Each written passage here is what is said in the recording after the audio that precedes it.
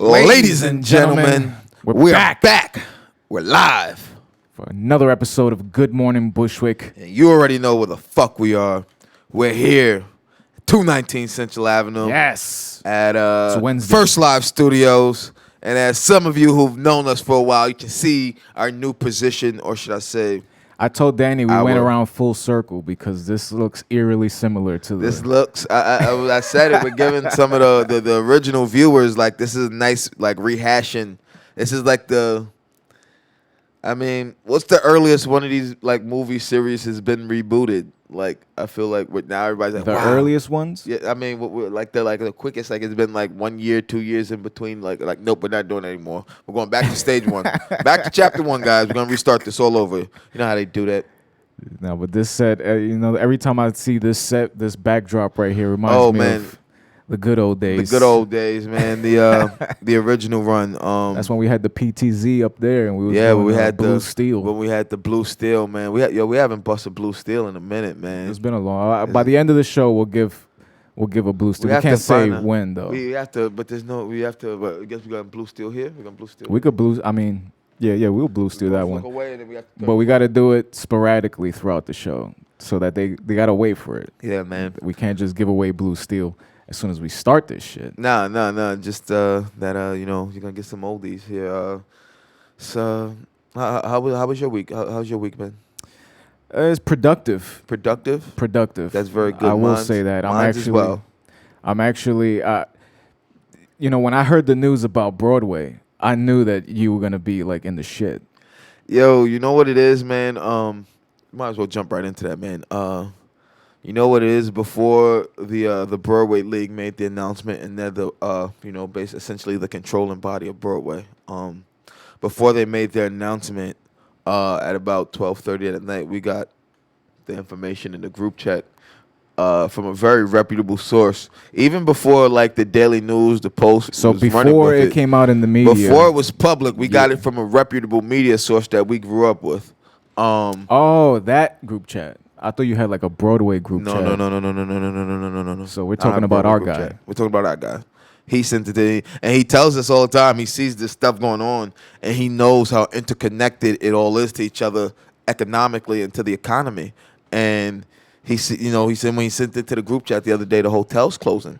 Like, these are like all this stuff triggers a downward spiral. Honestly, and but seeing that it's closed, man, through the end of May, essentially till June at the earliest. The earliest shows would be, looking at a calendar, they said they're closed through May 31st. So I guess that Monday when it comes around, however that runs around, or that Tuesday. That's if they keep with their traditional Tuesday through Sunday schedule. Who knows if they have staggered performances, more shows being forced to close, if you're going to run your regular 6-day, 8-show performance schedule. So, all right. From what I've gathered about like unemployment and shit like that, it's supposed to end December 27th. Like the extension, I think the initial thing was 26 weeks or some shit like that. Then they give you an additional 20 weeks, which is supposed to end at the end of December. So did they give you any insight as to what's going to happen between that point and June? No one said anything. Honestly, my biggest thing is like life-wise right now is like, me, I won't say well off, but I've saved money. I have money I've given my mother. You're financially responsible. I'm financially. I won't say responsible, but responsible enough. Savvy. Responsible enough. I do still sometimes splurge.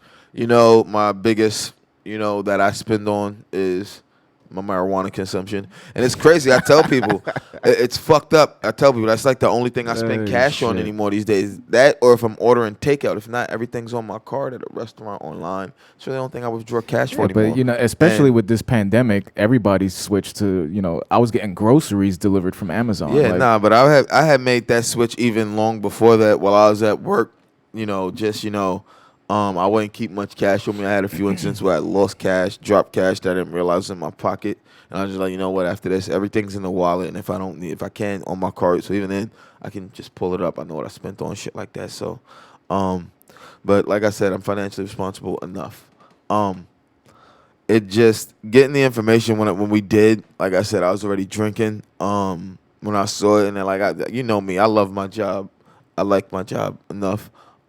You do know I tell you there are days. You knew there were days where I had really bad days there, but nowhere like my worst day there was like some of my better days working all the other security jobs I've had. Listen, the other jobs that you had, Like I had to get physical, man. Like I had to actually knuckle up with people and shit, man. So it wasn't couldn't even fun imagine going to dragging work people and out of doing that. bars, bro. And then even like towards the end of it, man. Like when I came back from hurting my back, like when I was working the college bars, that shit was so loud, man. I remember one time and there was a fight broke out next to me, and it's so loud I couldn't hear the bartender yelling in my ear, like, "Yo," I'm standing like, "Oh shit!" Like, and I have to dive onto a pile on a slippery, like alcohol-soaked floor and shit. You never had to toss anybody out from a theater, though, right? I've had to walk people out. I've never had to physically hem let's them up. go.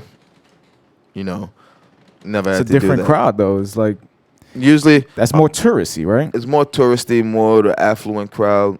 A lot of groups. How often do you see New Yorkers going to see? A lot. There's only certain shows where you'll rarely see New Yorkers. And I won't say rarely, but I'll say the Disney shows, Aladdin, Lion King, Frozen when it was Those open. have more Whatever they locals? have. They have more tourists because I mean they're Disney. Yeah. Bigger shows like that. Shows that have run for. Excuse me. Shows that have run for a while, or shows that are like limited runs, like Springsteen. How that was a limited run. Shows that are really limited runs, or shows that have been Phantom of the Opera. You see a lot of tourists. What else could I say? Are those shows licensed to the theaters, or does the person that runs the production rent the theater out for X amount of time? The production teams rent the theaters out for like a set amount of times, and there's all sorts of clauses and shit they have to meet. Like some of them pay their rent out in advance to not have to worry about if they're not selling tickets, and then the theater organization gets to make the call. Like there's so many clauses and shit that go into it. Like it's crazy, and I don't even understand it all sometimes. Like it's So like those off Broadway, I remember I was walking down, I forgot what street it was, but I saw like this parody of Game of Thrones that was like right off of, I think it was Broadway, and it looked like some rinky-dink shit that somebody just rented the theater out and just they do that. basically They do that sometimes. Those are called off Broadway shows. Some of them are good. Some of them go from off Broadway to Broadway. Or some shows are so good that they've been, even after running for as long as they did, like Jersey Boys, Avenue Q. The show my brother when he was working when he started the play that goes wrong. Some of those shows are so good on Broadway, and they're still bringing in such a decent enough crowd to while they're no longer packing out their house that they need to get shit done. They're no longer packing out their house they need to get shit done. They move to like an off-Broadway house, and they still sell tickets, and they run for another 3-4 years. Like some of these shows, like it's just some of these shows, and even they come back and go off-Broadway just because they have bigger runs. Or even like the show I was working on, The Lightning Thief, they originally were off-Broadway. Then they went on tour, then came to Broadway. I think the most obscure show that I went to was at, I think it was What's going on, brother? Chief? It was at some place called the Producers Club. I think that was the place that I first met. I'm not gonna say his name, but I'll tell you afterwards. But Jimmy. you know who I'm talking about. Oh man, because I'm sitting here and I'm thinking, what jokes can I make between us to start running down a list of people I know he knew from the thespian community? But yeah, it was one of those theaters that you just went. It was like $400. I remember one time I had tried to put together like a one-man show, but the finances weren't there. Obviously, I'm always reaching too far. But apparently you rent the place out for like $400 for like 5 hours or some shit like that, and you just go on stage. And he was doing his poetry shit, and he was selling tickets. He had his interns go to Times Square and push that shit like it was a legit show, and he sold tickets that way. So I could see somebody starting off at the Producers Club, then going to off Broadway, then making it to the top of Broadway. There's people, man. You have aspirations, man. You can achieve it, man. And you have to know where to start, man. Even start like Hamilton. Was Hamilton on Broadway? No, initially Hamilton started off Broadway, I believe. if I'm not mistaken, either off Broadway or out of town. And even like shows do that; they start out of town. Cause that shit. Now I see commercials for that shit. I thought that shit was over. Huh? It's still going? Yeah, that Hamilton? shit's still going. I mean, it's closed right now, obviously, because of what happened with us, with everything being closed. But But is this I'm dude trying to see where it started. still in the actual? Yeah, it started off Broadway. Is he still in the actual play? Nah, bro, he was in the original cast. That's like, yo, that's what happens, bro. And then you have contracts. I don't even think Lin-Manuel Miranda's in the show anymore. He was in the commercial. Who? That's his show. He wrote it. He wrote it. He produced it. Like, he created it. Like, that's all him, bro. Like, he's eating off that shit. That shit has other productions already. They have like one in Chicago, one off Broadway, one in like London. I'm seeing. They have. So this wasn't based on Shakespeare? Huh? No, he wrote this. Lin-Manuel Miranda wrote this as like All this time I thought this shit was the Shakespeare Hamlet. No, that's Hamlet. Oh, Hamlet. Hamlet, Oh, Hamilton. shit. That's what I thought too. Originally, I'm like, wow, Wow. Hamlet's back in. And I'm like, no, like Hamilton. It's been how long we've been talking about this shit. Oh man, so all right, I've you been- guys just witnessed something there. You just witnessed Yeah, I've been thinking it was Hamlet this entire time, bro. No, Hamilton. It's about Holy Alexander Hamilton, shit. founding father Alexander Hamilton. God damn, I feel stupid, bro. So good happens to the best I of was us. like, oh, this motherfucker's doing Shakespeare? Like, I Nah. thought he was doing- yeah, that's crazy. Hamilton. I didn't know that. Shit, man, like that shit, and that shit was fucking like. I mean, it's huge. I can't even say it was huge. It is huge. It's like sells out every day. Like you try to get tickets to that, bro. Like you gotta get lucky either with the lottery, you going on StubHub and getting bent over. Was Lin-Manuel Miranda famous before this shit, or was this? Like He was famous before this, but his fame grew exponentially as a result. now he's just. He was already solidified. like famous for like being in shit, doing shit. Like he was already a musician, had done other shit, like worked on Broadway and shit.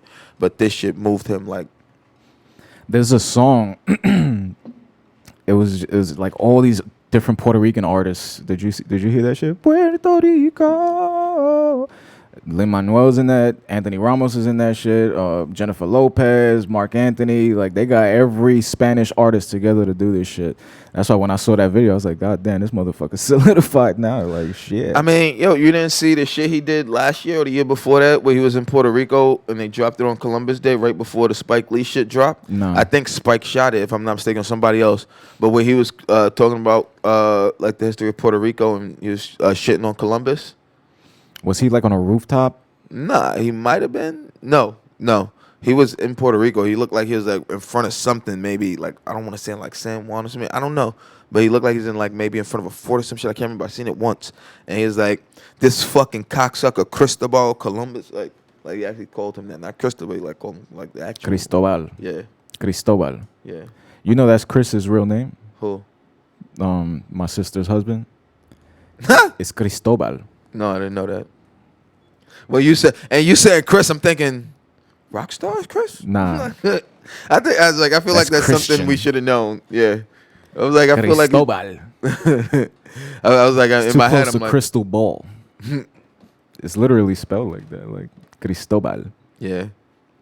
But that Lin-Manuel, when I heard that song that they all did together, bro, I was just, I there's a hint of jealousy. I was like, shit, I'm Puerto Rican. I should have been in there too. I'm like, but we got a TV show at least. We're working our way up, man. Way there. We're working our way up the ladder. We got to remind everybody that, of course, we're live on 30 Days to Rock. .us. .us. You guys, this is fall 2020. There's going to be live in studio and mobile broadcasts, and it's going all the way to December 21st. I can't wait to take Merv out, bro. Yes, I can't wait to get out there with Merv, man. I was actually one of the things I was gonna tell you before we went on air, man, because it was when I went to the event this past week. There was live poetry and there's a couple comedians. I text you after. I said there's like 5 comedians. All 5 were good. All 5 was good. There was one who was a little. He said he was, he's been living on the West Coast, and you can tell he was doing that kind of comedy for comedy clubs over there. He was funny to me. The other people were looking at him like, you made an incest joke now. You made a a joke, like a joke about jerking off now. It's like, and people are looking at it, but the jokes were legit funny. And it was like, yo, like if I mean, like he's talking about modern shit that people talk about, like not talk about, but if you know about it, like You know, it's funny about because I watch a lot of shit from like the Comedy Store and all that shit. So comedians, they form like factions, bro. It's like fucking wrestling. Like they you got crews and shit within the comedy community, and when they go out, like they'll fight for each other. Like one thing that Joe Rogan got in trouble for, you remember when he destroyed Mencia? You know, they banned Joe Rogan from the Comedy Store after that shit because Mencia was making more money. So then all the people that was around Rogan, like they started boycotting the shit. And it's like, you got these, I think they're called, what the fuck are they called? They banned Carlos. Wait, they banned Joe Rogan. Joe Rogan went on stage and he outed Mencia for stealing jokes. But somebody in the audience had their cell phone and they recorded that shit, and Rogan put out the footage. So when he put out the footage, I think the lady's name was Mincy, and she was running the Comedy Store. She was like, all right, we're on your side and this and that. When he got off the phone, a couple hours later, they called him and said that all his shows just got dropped. So he was like, fuck that. And his agents dropped him. Everybody dropped him because he came Joe after Rogan? Joe Rogan. Before Joe Rogan was Joe Rogan that we know now, like he was... But was he at least doing UFC commentary yet? I think he had... He's probably doing Fear Factor at that time. I think he had already started doing UFC commentary for a long. Because remember, he started when he had hair and he was skinny, so he was probably still doing that shit. But he wasn't the Joe Rogan $100 million Spotify Joe guy Rogan, now. Yeah. He wasn't this Joe Rogan. In The that Death regard, Squad. That's what they're called. The Death Squad. So that's all of Joe Rogan's comedian friends. So if you mention that shit to other comedians, like they try to stay away from them. And they all have successful podcasts now. Everybody, the thing with Joe Rogan is once he blew up, he started bringing on regular guests to his show that helped them get their shows. So like Brandon Schaub, he ended up branching off. He left the UFC. He had The Fighter and the Kid, The King and the Sting. He had all these different shows. One of them got picked up by Showtime. So he's literally put himself in a position. He's like the Adam Sandler of podcasting comedy. I mean, I told you I saw where podcasting was going long ago. And it's like how you just said, there's a hint of jealousy there for you with the song. There's a hint of jealousy with me with all these like established people who get into it just because they have a name. Because hearing them, they don't have great production quality. That's like, they don't everybody's have up in arms right now because all these celebrities are creating OnlyFans pages. It's like, it's already hard enough for regular people trying to do it. But now you already as an established celebrity who have some sort of revenue stream getting on, like, and you trying to do shit regular people was doing. You're like, oh, these regular motherfuckers doing it. If I do it with my name, I'm gonna smash their whole shit. You know what I'm saying? Like and this has been something for a couple years. Even when I told you, even when we were still on there was a time I walked by, I told you there was one of these shits was vacant before one of these little art galleries in there. I saw somebody recording a podcast in there. I'm like, yo, these motherfuckers set up a little bullshit podcast, little studio there. I saw it like twice walking by and I never saw it again. I was like, I guess they realized they shit ain't popping or whatever. But I walked past that shit and I remember when I came there, I told you, like, let's try and do what we do. I was like, I told you, like, yo, like, I feel like a lot of people, and I also tell you, a lot of people who don't have the drive to do it continually, to sit here to get up and do it like how we go and do it. Like, a lot of people don't have the drive to get up and be like, yo, like, all right, today this is what I gotta do. Like, or even, yo, like how we know, like, yo, like how you were seeing the podcast not getting hits when you're seeing the numbers. Or all the times we've had to pivot and change and figure shit out.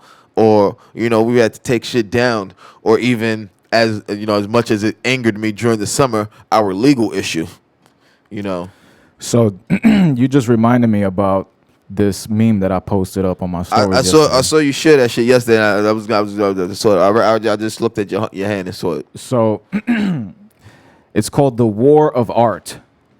It's the difference between the amateurs and the pros. So the amateur thinks that he needs to get rid of all his fears before starting. And the pro gets to work despite his fears, and he does what needs to be done. The amateur is obsessed by the result, but he's not doing the work. The pro is obsessed by the work and let the results take care of themselves. And the amateur doesn't love what he does enough. Therefore, he doesn't dedicate his entire life to his craft. And the pro truly falls in love with his craft and commits his life to it.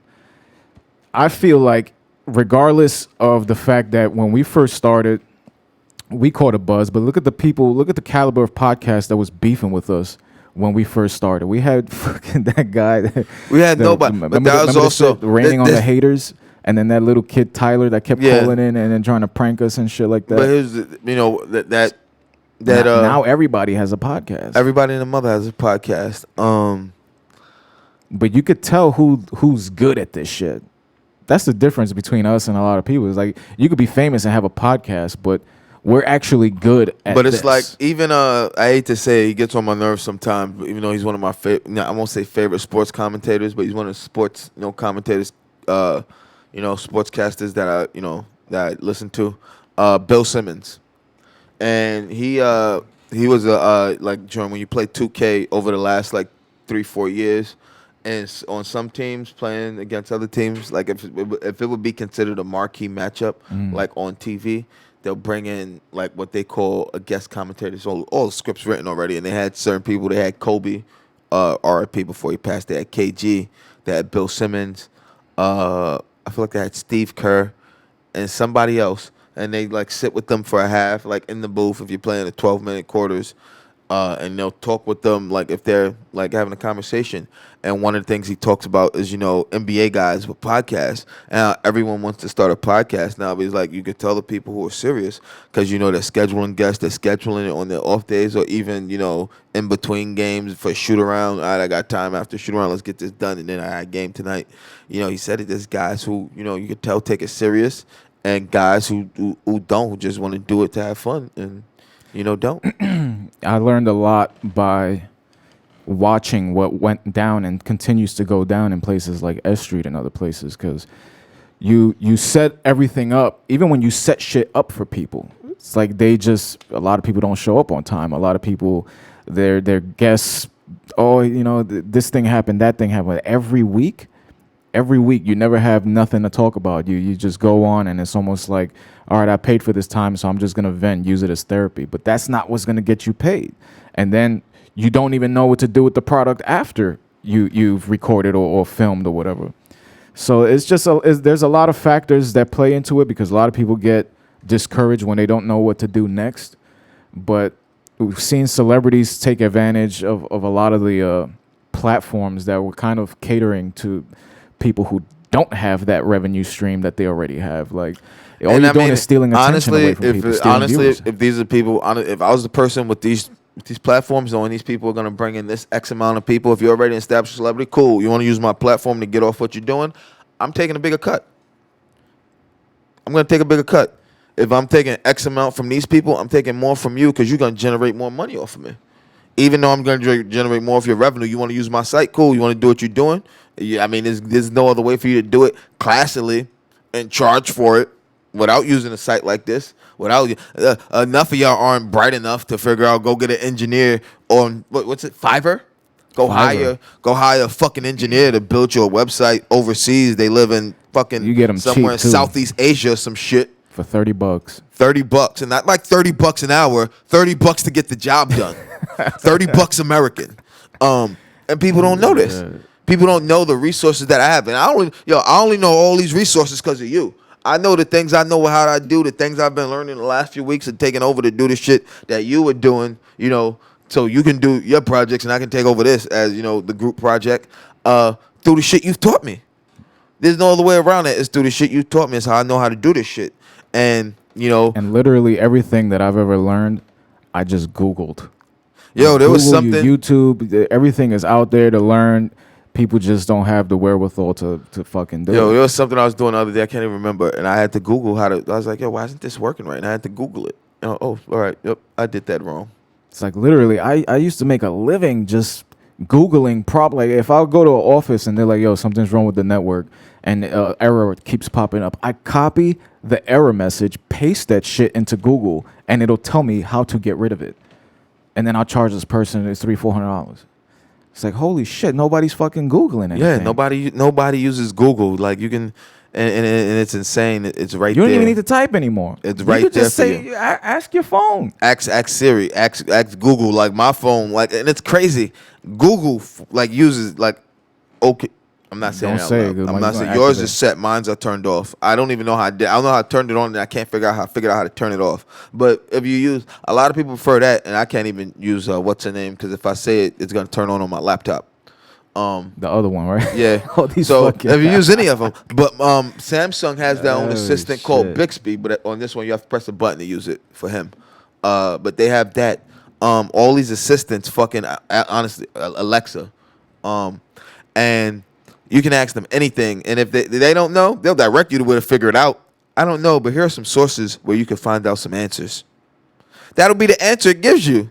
With the Echo that I have in my house, bro, I can ask that shit anything, And people and that shit'll give me an entire and breakdown. people don't want to figure out simple little things, man. And it's crazy, but it shows you They don't with wanna know, bro. doing any of this stuff. People that want to actually do it and want to be successful, or at least give it a shot, give it a legit shot, and give themselves a legit shot at pushing it forward. Because if not, why are you doing it? And we've seen people do 1, 2 podcasts fall off. 1, 2, 3. A couple disappear. Like, and people that's like, yo, Because you could tell, bro. You could tell who's in it and who's not in it. You- Even the people that we surrounded ourselves with before. none of them win it. Like, everybody was just there for a good time. Everybody wanted to be involved with something that they didn't have to work to be involved in. Just show up on Monday nights. Show up on Monday nights with a bottle of Hennessy and you was part of the radio show. Word. And you get to plug your shit for free. Word. It's like, what the fuck? And you get to be the hottest actor in Hey, New York right about now. And meanwhile, we doing all this goddamn work. Word, man. And Like, you even been- when we switched to TV, when we first after Johnny everything. financed the fucking the TV equipment, that little setup in your room, bro, like all of that difficult ass work that we put into that shit, and then people would just show up and sit on the other bed, bro, and just, wow, yo, I need screen time, and then they'll be texting their friends, and yo, check me out on this show. Like, get the fuck, you're decreasing the value of what the hell we're doing by leeching, bro. it's Nobody knows what to It's do. crazy with this 'cause shit. you And then when see we it- actually put them on the mic, they didn't even know what to say. They did not even know what to say, bro. it's a learning experience. It's kind of like I'd never really been in the studio until we started fucking with the studio over there on Irvin Yeah. in the warehouse. I never really spent first. time in the studio. Even when we went to down in the financial district, even Oh, yeah. I was never in the, The Wall studio Street with you. I saw office. people around there, but I was never in. I was never in the studio with him, so I never saw it. But when I was there a few times, and then when we were leaving and other sessions came in, or we were there and he was finishing up a session, and you were helping him do something, or we were smoking and doing something. Seeing how these dudes, like some of these crews would roll in there, and it's like, and then there was one time, like there's a group of Oh homies. shit, your brother just. Oh, joined. because it is 10:30. We'll pick this. Yes, we'll pick this one discussion right back up. Because someone A is up on time, and B also on the show with us, man. Go ahead, say what's up to the folks. What's going on? What's shaking, Good, bro? brother. You look. I literally just woke up. I was about to say I don't want to Yeah, sit here you and look lie to like- you. It looks like you just woke up, man. Now I'm yawning. That's good. Wipe the coal out my eye. Good See morning, who's Bronx. dispaging me and why. It's my little bro from the show shop talking about he needs somebody on the show. Listen, I was gonna wait till y'all started to ask, but I need to throw this out there because I know y'all wasn't really paying attention to the finals and all that shit. But what do you think about Game 6? If you saw anything at all? There's a blowout. We know what's gonna happen. It was a runaway. The final score isn't indicative of the result out there because the Lakers pulled their starters like they should have pretty soon to avoid injury. Once they were up like 30. I think you saw the result of Jimmy Butler pushing himself as far as a human could. Like he gave it all he had, man. What did he play Game 5? 47 minutes, and that was like 47 a or 2-point 48 victory. minutes. And then, the game before that, 44, 43 the night before that. Like, and it's, that takes, even as a professional athlete, that takes a toll on your legs, let alone these guys really should be in the beginning of their next season and had a whole off season by now, and they just had a quick break in between, and now God knows what's gonna happen with their schedules. Yeah, I mean, that was just that's a closeout. Miami put up their fight the game before. They didn't have nothing left in the tank. It's over. LeBron James, as much as people can hate on him, he's one of the best closeout players in the NBA history. Um, if you look at his stats in closeout games, he's a maniac. He's been his entire career. How many rings is this? This is his fourth ring. Um, Even Game 5, you can't hang that on LeBron. Like I want to talk about Game 5 before we get into anything. Cause I watched Game 5. When I saw the score, I turned it on. I'm like, all right. I can't remember what I was watching before that, but I was like, all right, let's go check out Game 5. What happened in Game Five? It really pisses me off because these people talk and talk and talk, and they don't know nothing about what they're talking about. Like Can we those get more? people who said Danny, LeBron can we should get have more took the volume? shot. Like if you're playing on that Lakers team and your teammate with that amount of time left and what's on the line, that teammate drives into the lane and goes up and takes the shot instead of passing to the wide open man. How would you feel if you're on that team? I'd be pissed. I'd be pissed. I was talking to Pops about it, and Like I'd be. he made the right basketball play. You can't take a shot with fucking four Heat players draped on you. It was a perfect, what would you call that, drive and dish. And I mean, Danny Green lined up a shot that, I mean, and people said it, this bubble, guys' forms have been off. Rajon Rondo has never been this great a fucking any type of jump shooter, let alone a 3-point jump shooter in his entire career. In his entire career. And with confidence, pulling up for them with confidence, like, yep, something about the bubble worked for some guys, something about it didn't work for other guys. LeBron made the right basketball play. That's simple. Michael Jordan would have took the shot. Michael Michael Jordan, Jordan would have been an Steve asshole if he would have Paxton. took the shot. Well, I mean, the I can name two right now: the John Paxton play and the Steve Kerr play. And I told Of course. everybody, had Danny Green have hit that shot, that would have been Steve Kerr, John Paxton play. Had Robert Danny, Horry. oh, I mean, He already had that. The one to Kyrie, well actually that's Chris Bosh. That's Chris Bosh who passed it to Ray Allen yeah, and hit that that was three. LeBron that missed the three. But still, like he made the right basketball play. Like, come on, man. Like that's stupid. People are dumb. He And made I'm just if you know the game of basketball, you don't question that play at all. If you know the game, you don't question that play for a second. Because If he was playing for that the team. He wasn't playing for himself. that was, I think, someone like Kobe or Mike would have put in that shot up simply for the fact that they have supreme confidence that I'm the best one to take the shot. I'm taking the yeah, not shot. when there's four players on you. I think that they're the only ones I think would have taken that shot with those players draped on them, and I think it The would have been for either of them just because of how they got shots up. You look at them; their forms are nearly identical. Their fadeaway, their releases. I mean, they both would have. You would have seen a classic Mike Kobe pivot step. Yeah, that Everyone. Once you hit them with that pivot, whoop whoop whoop. Everyone used to get it. Once you do that, and then Mike Kobe, you're either gonna foul them or they're gonna get up a good look. You seen the video that they cut of Kobe and Mike doing the exact same plays? Like that shit blows my mind, bro. It's insane, The man. same positioning on the court, everything identical. I'm like, Jesus Christ. I think people, as much as they don't want to accept it, it's a ring for LeBron, man. He has 4 now. I mean, put this where you want to put it. People are childish. People are childish. You have to appreciate greatness because when he's gone, we won't. I mean, it'll be a while, I think, before we see a caliber player his level of play. Listen, Did J.R. Smith get any minutes at all? I don't think so. he got a ring though. Yeah, he got another ring. Listen, That can't feel good people though. people say, what I mean, they all have the GOAT conversation. Mike Jordan was Mike Jordan.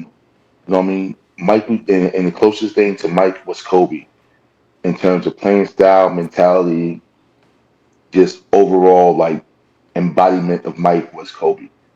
LeBron is more, what I mean? You'll never see another LeBron James player ever, ever, ever again. because he did so many different things very at such a high level. So many different things. His passing was Magic Johnson passing. For me, Magic Johnson is probably the best point guard of all time. He did his shooting. He worked on his jump shot. He got his 3-pointer up there. He worked on his jump shot. His defense was there. His rebounds, his leadership. Like, and let's just say for me, even the tiebreaker would be his philanthropy. Philanthropy. You know what I mean? He built a school. Yeah, he takes He care of a built a lot of he people. built a school, bruh. He built the Like school. It's like regardless of how you feel, and I tell these people this all the time. I was never a Michael Jordan fan. I'm definitely not a Derek Jeter, Tom Brady fan. But you have to respect greatness when you see it. And LeBron James is a great person on the basketball court. Greatness personified, athletically.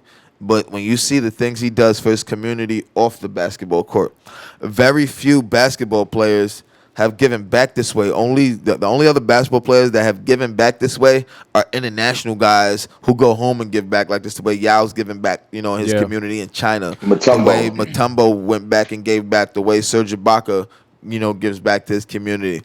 These are guys you hear about, giving back. There's other guys who I'm probably missing, but these are the guys you usually hear about giving back, are guys from international communities who understand where, it feels to come from like this.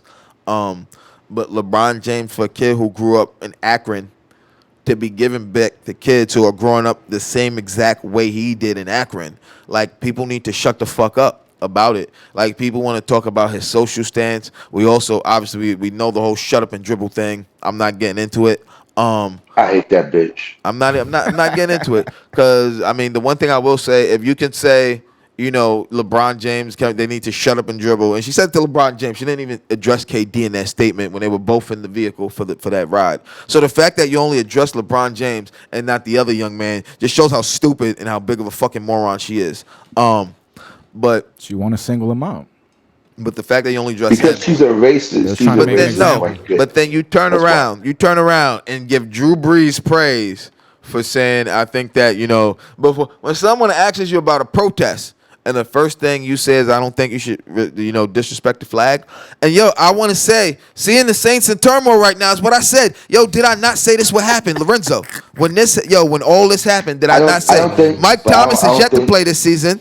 Hold I on. don't think that this is a product of that. It's a product of Drew Brees not having his best wide receiver for a couple of games. In this game, he was out because he punched his teammate in the face and Nah, got disciplined for I want to that. say A. Drew Brees is But aged. I want to say A. and Mike then his Thomas. age. I want to say B. Mike Thomas. You saw Mike Thomas was one of the most vocal too, and that's his top receiver. They haven't had a hookup this season yet. Drew Brees punched somebody in the face. Nah, his top receiver Mike Thomas did, and he missed another game. It's like his 5th game miss already this season. On the field or He something? got Nah, suspended. practice. He got suspended by the team for conduct detrimental to the team. I'm sorry, bro. Looking at that team, that secondary had been remade. They were great, and now all of a sudden they can't cover. They can't cover a goddamn bed. They can't put a blanket on a goddamn bed. They can't cover a sheet. As the saying goes, they cannot stop a nosebleed. Yeah, and I want to say, you're saying it's not. I'm saying that locker room might not be as harmonious as it used to be. It might might not love the same way when Drew Brees gets in there and does his little countdown. Win, his little one, two. The guys ain't feeling it no more. That shit matters, bro. That So shit matters. I have You a seeing the way it question. is, and already you see Drew Brees, and you're seeing that he has aged. They are refusing to let Yeah, him like I throw the said, it ball does. down I the think field. I'm not saying it doesn't matter. I'm just saying it's that, but I think it's more a combination of all those things. So I have a question.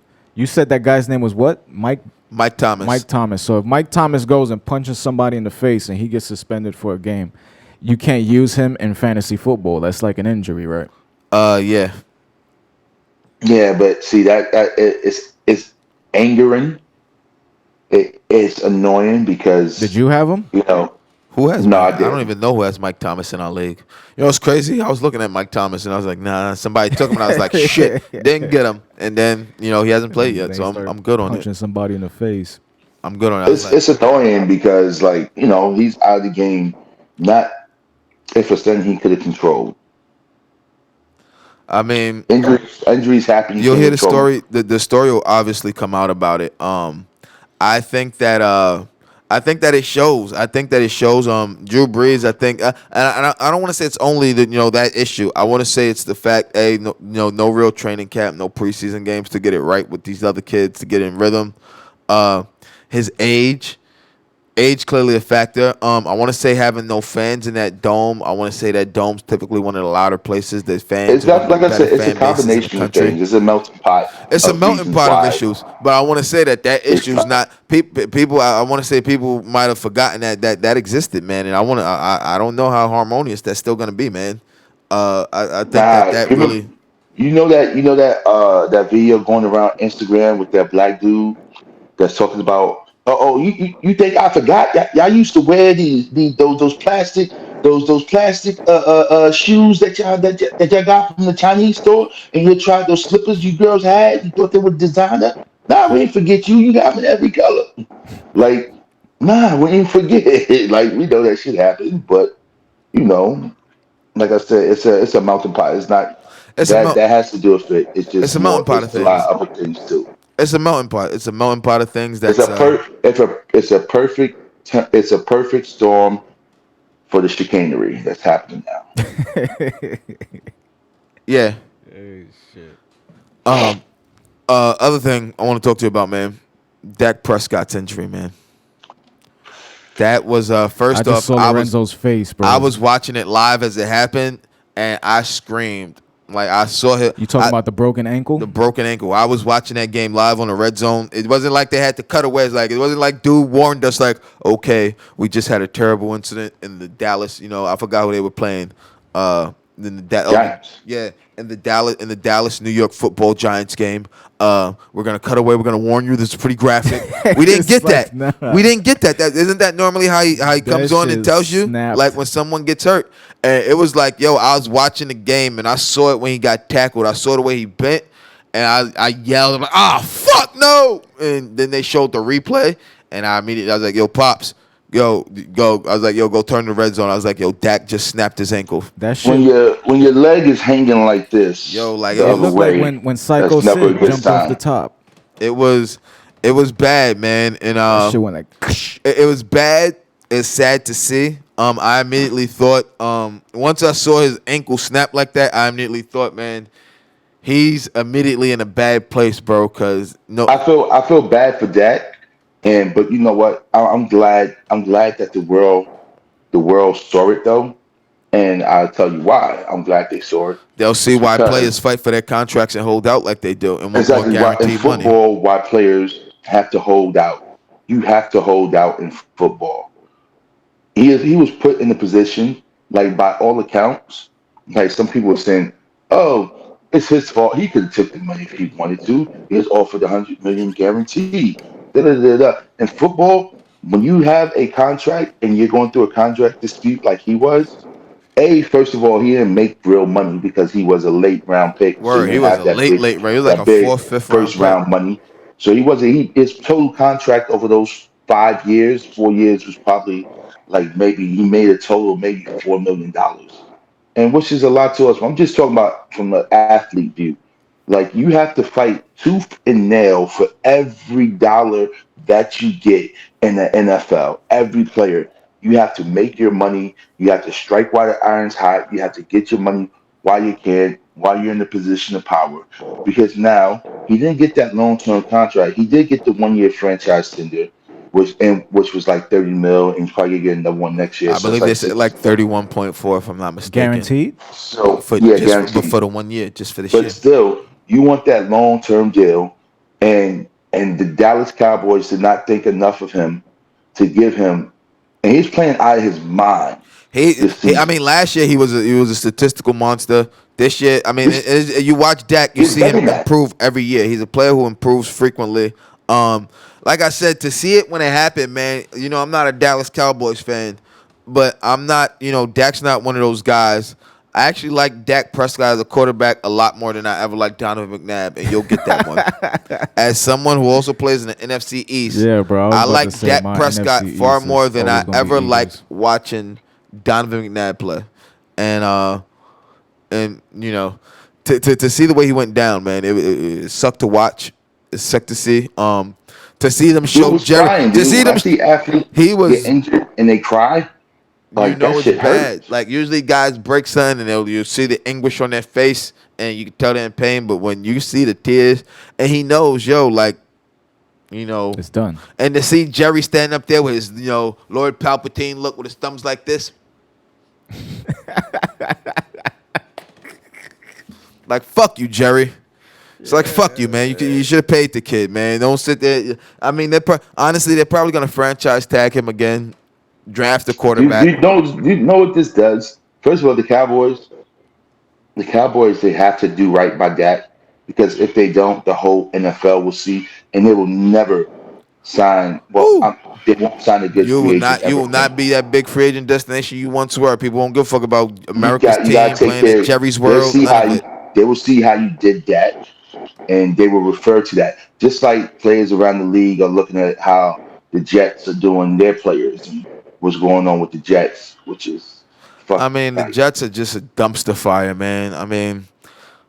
No, I Adam don't know. Gase is the I, Adam Gase is the like I first of didn't all, want. I don't know from why they from hired his him. first press conference, with his stupid ass eyes, okay, his eyes were all weird and shit. From that first press conference to now, like he's the worst. Like they haven't done anything of significance or played at any type of high level of football since he's been here. And then like you fucking you draft you have a number one quarterback. You don't give him no fucking wide receivers. His best wide receiver is his running back, and you hate his running back, so you don't give him the ball. Adam Gase never should have gotten the job to begin with. I don't. No, you I shouldn't mean, have. I thought it was a terrible hiring. I mean, he was a coach in our division. We played against him. Yeah, the Yeah, Dolphins can beat I us, have but a the bake with Jets the teams toaster they beat were strudel wasn't terrible at that filling? time. The What? hell was that? You Can I heard have me? a bake with the That's toaster Dylan. strudel wasn't I was filling? like, yeah. Oh shit. Sound like a voice It's of a ghost or yeah. some shit next to me. Mudslide. What up, bro? What's good, Dylan? Treyway. What up, brother? I can't hear him. Oh, you can't hear. I got headphones. Yo, what's up, bro? Sif? You hear me? Hey, You hear me, bro? What's up? That's the future right there. You're live on TV right now, man. Bust a move. what? You're live on TV Yeah, he right now. doesn't even Bust a realize. move. I'm good. You're good, so then give the Is that microphone back to bad? your father if you want to bust a move. Or say something to the people. You on TV? All right, go do what you gotta do Hey, because your class he's is more coming worried up. about breakfast at this point. Word. It's not breakfast for him. That's like his second. That's his snack between Early breakfast and lunch. Yeah, that is. I know that Wednesday kid. brunch. But just seeing the way it went. But back to the Jets, man. To see The the Jets, Jets as a Jets fan, go from where we seemed we were approaching with Rex Ryan and then that bottoming out, and then that first year with Todd Bowles before bottoming out, to now once again bottoming out. I don't know what else to say, man. They say Adam Gase never wanted Bell to begin with. Obviously, Le'Veon Bell bet on himself. Guess taking his time out that year. It's incredible. And you know it's incredible, too, but I guess it can be. It's to look at someone like an Aldon Smith, who I guess he's been out of football for years, but he came back and he can, produce and do what he does and be a force still. I think. Well, first of all, at his position, you can play that position, well into your 30s. At running back, their running backs are like tennis players, bro. They think once you hit 28, you suck. Like you're old in running back years. You're like a tennis player. You're Um, 28. That's crazy. it, That the grizzled veteran. How you a grizzled veteran at 28? Like you know what it that's is, the though? way. That's I the way they mean, treat running backs. the way So the toll they put on their bodies, but also, I mean, again, just that's about striking when the iron's hot. Like he he bet on held out himself. because he He needs to bet get his on money. himself boldly. I mean, people are going to look at the Le'Veon Bell situation and see why sometimes maybe that first deal you get is going to be the best deal you get. Because the deal he turned down from the Steelers and, then they fell out into all that acrimonious shit, AB, the whole AB saga, obviously. And then they had to start their rebuild. They offered him far more money than he got, on the contract. They offered him like 40 million, like 40 something million guaranteed, and like close to 70 million on the deal from the Steelers, and you only signed for like 30 something guaranteed and like 52 point something like from the Jets. Well, he got 28 million for 18 games. I think that's a steal for him. A win. I think that's a win for him, and he's gonna get another deal. Hey, thinking about it too, He's gonna get another deal, it's kind of like and he's gonna AB make some last more year. money. How the Patriots still had to pay him that signing bonus. Then he still got to keep his signing bonus from somewhere else. Like How much was the Who? signing bonus? AB, he got to keep his Patriots signing bonus. They lost that Uh, grievance, and he I'm got to keep. surprised he hasn't come up as a topic of conversation. I'm shocked too, man. But I guess people are really. I guess he's really exiled himself from the NFL, man. I haven't seen anyone do that in the Maybe. NFL in quite some time. The last 10 videos I've seen of him online all involve police. I mean, you haven't heard anything about him online in a while because he's really trying to clean his act up. He wants to get back in the league, and I guess he's really fucked I up. mean, they suspended him for what, 6 games? I believe so. They should suspend his Twitter account. Honestly, he's not playing. He shouldn't have to be on a roster to be suspended those 6 games. But then the team's thinking, I'm going to sign this guy. He's going to be suspended 6 games. What the fuck's the point of that? Nah, this is his 6 game suspension. I don't believe so. I don't know if it counts. It does count. 6 games in the season. That's Yeah. it. You don't have to get signed. You're suspended for the first 6 games. Teams know you're not available for the first 6 games. They can sign you or not sign you, or they can sign you after that. So on the 7th week, he could get picked up. Maybe. Yeah. I ain't know none of this shit. I mean, no big wide receivers have gone down. I mean, there's some teams that can use some wide receiving help, but do they have a quarterback that can get them the ball? You know what I'm saying? So I was what under the amounts to. impression that you've seen that movie with Mark Wahlberg where he plays the dude that ends up on the Eagles and he was like some. I never seen it, no. But I always thought you had to go through like college, the NCAA, to get drafted into the NFL. You could just Not necessarily if you're a great talent. Other sports people some guys only play track and then get drafted into the NFL. It's rare. Olympic what was his name? Margus Hunt, that big the Estonian guy, like an Olympic He played discus rugby. thrower. Yeah, he's a rugby player. Like other guys who play rugby and shit.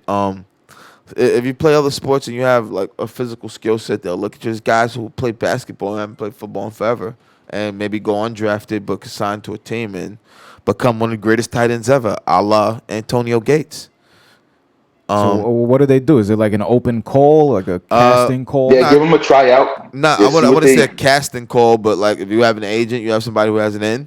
Usually they'll host you for a tryout, or not even a tryout. They'll host you for like a workout, see how you look, and then they'll have like their scout team quarterback throw you some passes if you're a quarterback receiver, have you run through some drills, see how you look physically, how you performing against they'll have the scout team maybe there.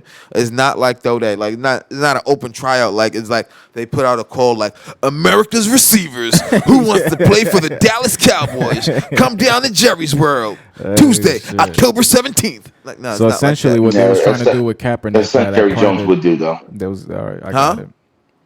That's something Jerry Jones would do, though. that. Yeah, that is something Jerry would do. That is something. I wouldn't put it past Jerry. Of course It's not. yeah, but that's the way that goes with that, man. It's 'Cause just it always like blew my mind, especially when I see people from high school go into the NBA or like people off the street make it into the NFL. I'm like, the fuck is the process? there's guys who they say like who was the dude who they said remember that guy who used to be a punt returner for the Saints, the real fast dude, and it's like his first one, like his first game, he was driving a beer truck that way, he was like a delivery man, and they signed him off the street. His first game, he ran a kickoff back. It was like maybe 10, 15 years ago. And I think it was St. Louis from the Saints.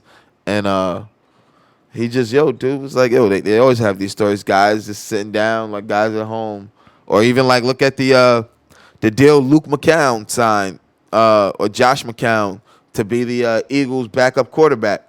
He's their like emergency backup quarterback. He's paid like $12,000 a week. And he gets to keep his regular job as a high school football coach. Doesn't have to be around the team, practice anything. Just if they need him, he has to show up. for 12 G's a week. 12 G's a Shit. week. Like, I'll fucking do that. there's some people like that. Some people get those deals, and then other people just, struggle to get back in the It's league almost after they do 50 something grand a stupid. month. It's almost 50,000 a month. Yeah, man. I mean, just some people just do Do dumb shit. teachers even make that a year? Maybe at a private school. That sounds like more. Yeah, That yeah, I'm shit. sure. I'm gonna say not a teacher in the public education Yeah, system. nah, No, not even Yo, close. you know what's one thing I found out yesterday? Yo, you know the meme? It's been around for years. Of the black dude, and he has on the he gets sentenced. He's like, bro, and then he collapses. They look at me like, bro. Yeah. He had to look like. Yo, you know what I found out yesterday? Shit. From a page I follow on Instagram. It's called Stunted Growth, and it's about like basketball players who didn't make it like how they thought, and like the things that kept them from getting there. And he was a high school basketball star. That kid? Yeah, and you know what he got arrested for? We And what he got sentenced for? for Bud. Domestic abuse. And he just got arrested again in 2020. Guess what for? Domestic abuse. Caught on a Ring video camera, bro. And like, yo, he like the Ring video. First off, the other video, like he assaulted the girl in the lobby of a hotel. Caught on camera. There's no need to do it. First off, I said all the time. How much no was he need- sentenced for in that meme? First of all, I think they said like 2 years he got. Got out. Had to go play like, junior college ball, like D2 or some shit, D3. Was still able to play overseas. Like the NBA wouldn't touch him, but people were saying like he still might have had a chance at the D League. He's only like 26 right now, 27. not And if it's he keeps dumb. beating up his girl. Nigga, he going to jail this time. Like you going to jail this time. Like yo, it's on the Ring. get what he camera. deserves. He's gonna get what he deserves, bro. It's like, yo, but I found that out, bro. And I just like talking about this shit. I'm like, yo, like, dude, like, and he was one of the top ranked players. Like, he was like the number 8 ranked power forward for his class, and like the number 10 small forward. Like, it's crazy. That's a sure way to piss your life away. Sure way to throw your life away, man. Look at, I agree. even the NFL guys who get lucky and keep their jobs, man. Like they know how lucky they are. Like let's use Tyreek Hill for example. Who the NFL, like, they didn't suspend him and people were upset, but they're like, yo, you know how easily the NFL suspend you with very limited proof, and they had a lot of evidence, and they chose to say, hey, it seems like what he said is true. It was his girl, not him. Like, it's bad. Like, because this girl accused him of breaking his son's arm. That's crazy. And he got in trouble. And the thing is, he had gotten in trouble for beating the same girl up. That now they're married and, they have kids together. He got in trouble in college and kicked off his football team for beating the same girl up when she was pregnant. When she was pregnant. Yeah, and he got thrown off the team. Had to go to like a lower level school to play. Still get back into get into the NFL. Dropped. And right before he should get a big contract again. And even like she had a recording of them walking through like the airport arguing, and people like just a recording but crucifying him.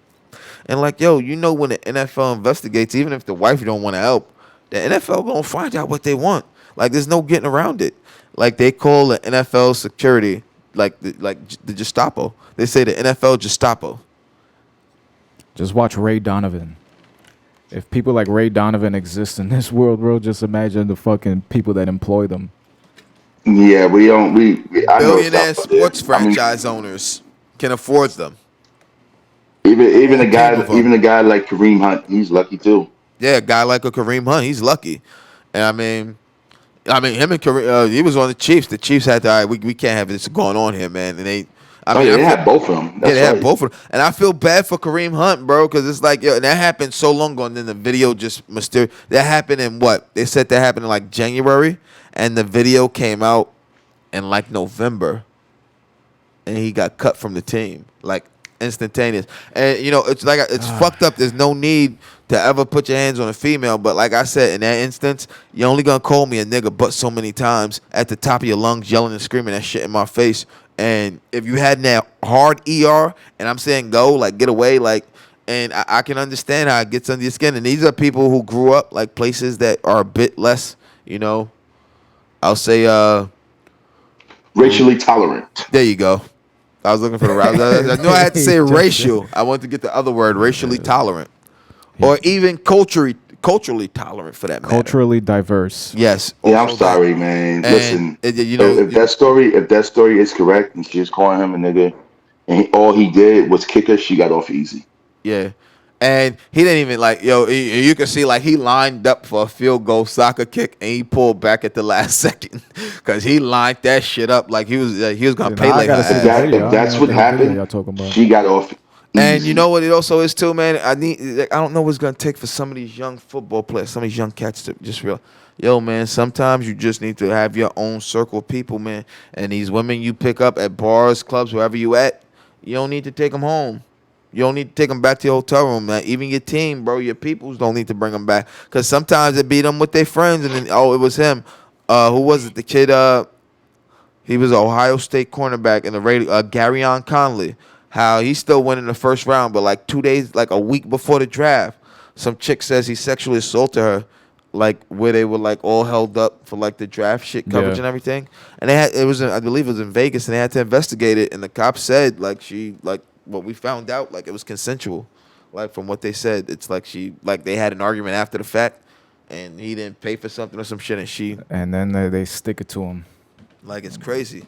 Uh, the guy from LSU, who now plays for the Cowboys, Larry L. Collins, when his girlfriend got shot, she was pregnant, and she got shot right before he got drafted. He immediately becomes number one suspect. He was considered a top of a first round pick, top 20 possibly, goes undrafted, and they say he had nothing to do with it, but just the air of that around him, just. And it's unfortunate, man. Damn, that's Yeah. fucked up. I don't know what it's gonna take for these young guys to realize, yo, one slip up, even if it ain't on you, one little fuck up, and it's done. It's over. You lose it. Like you lose it, and you got to cash that shit back in, man. And some of these guys just, I don't know, and I don't It's know what too it is. easy to I don't lose know it. what it is or why it seems it's resoundingly football players. You rarely hear about it from hockey. You rarely hear about it from baseball. Occasionally with basketball players. Occasionally, but you hear it resoundingly with football players. And at a certain point, you do. I want to say this, man, before we wrap this up. You have to ask yourself: is there, mental issues at play? Because the CTE I repeated don't goes think to the head. no. I think part of it with football players is the fact that football players, you are taught when you're playing football, you are taught to have the mentality, the mindset that you're a warrior. You can run through a brick wall. You are Superman. You are everything. Everything is you. You can do whatever you want to do.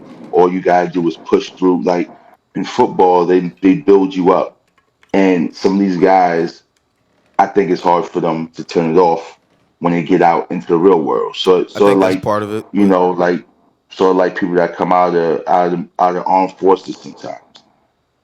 I think it might be a form of PTSD where, like, what I mean, I can't date. It's hard. You can't live your life. You know, most of your day you're doing you're living on the edge, doing 90 miles an hour, and then what I mean. The season's over, game's over, day's over, and then you just come out that fast lane like they're going 100 miles an hour. Like they teach them to just be warriors, like the mentality and mindset that they give them. So I think they feel they that carries over into other life, and and this is why they make some of those mistakes that they make, or get into some of the situations, especially those situations when they have the situations with guns and stuff like that, and fights at bars and clubs and shit like that. Like, are you kidding me? I'm an offense. I'm starting offensive lineman for the Dallas Cowboys. The fuck you? Who the fuck are you, and what you're gonna do to me?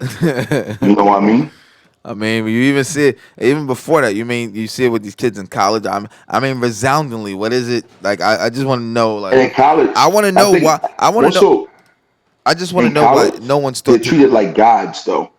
college On and high in school. these I will say that. in those college or those on those college campuses in those football towns like Oklahoma and Texas Tech and Florida and Florida State Just and remember the all Titans. these It's Friday all Night these Lights, all these all the these TV all show. these all these football crazy towns. Like there's a lot of stuff.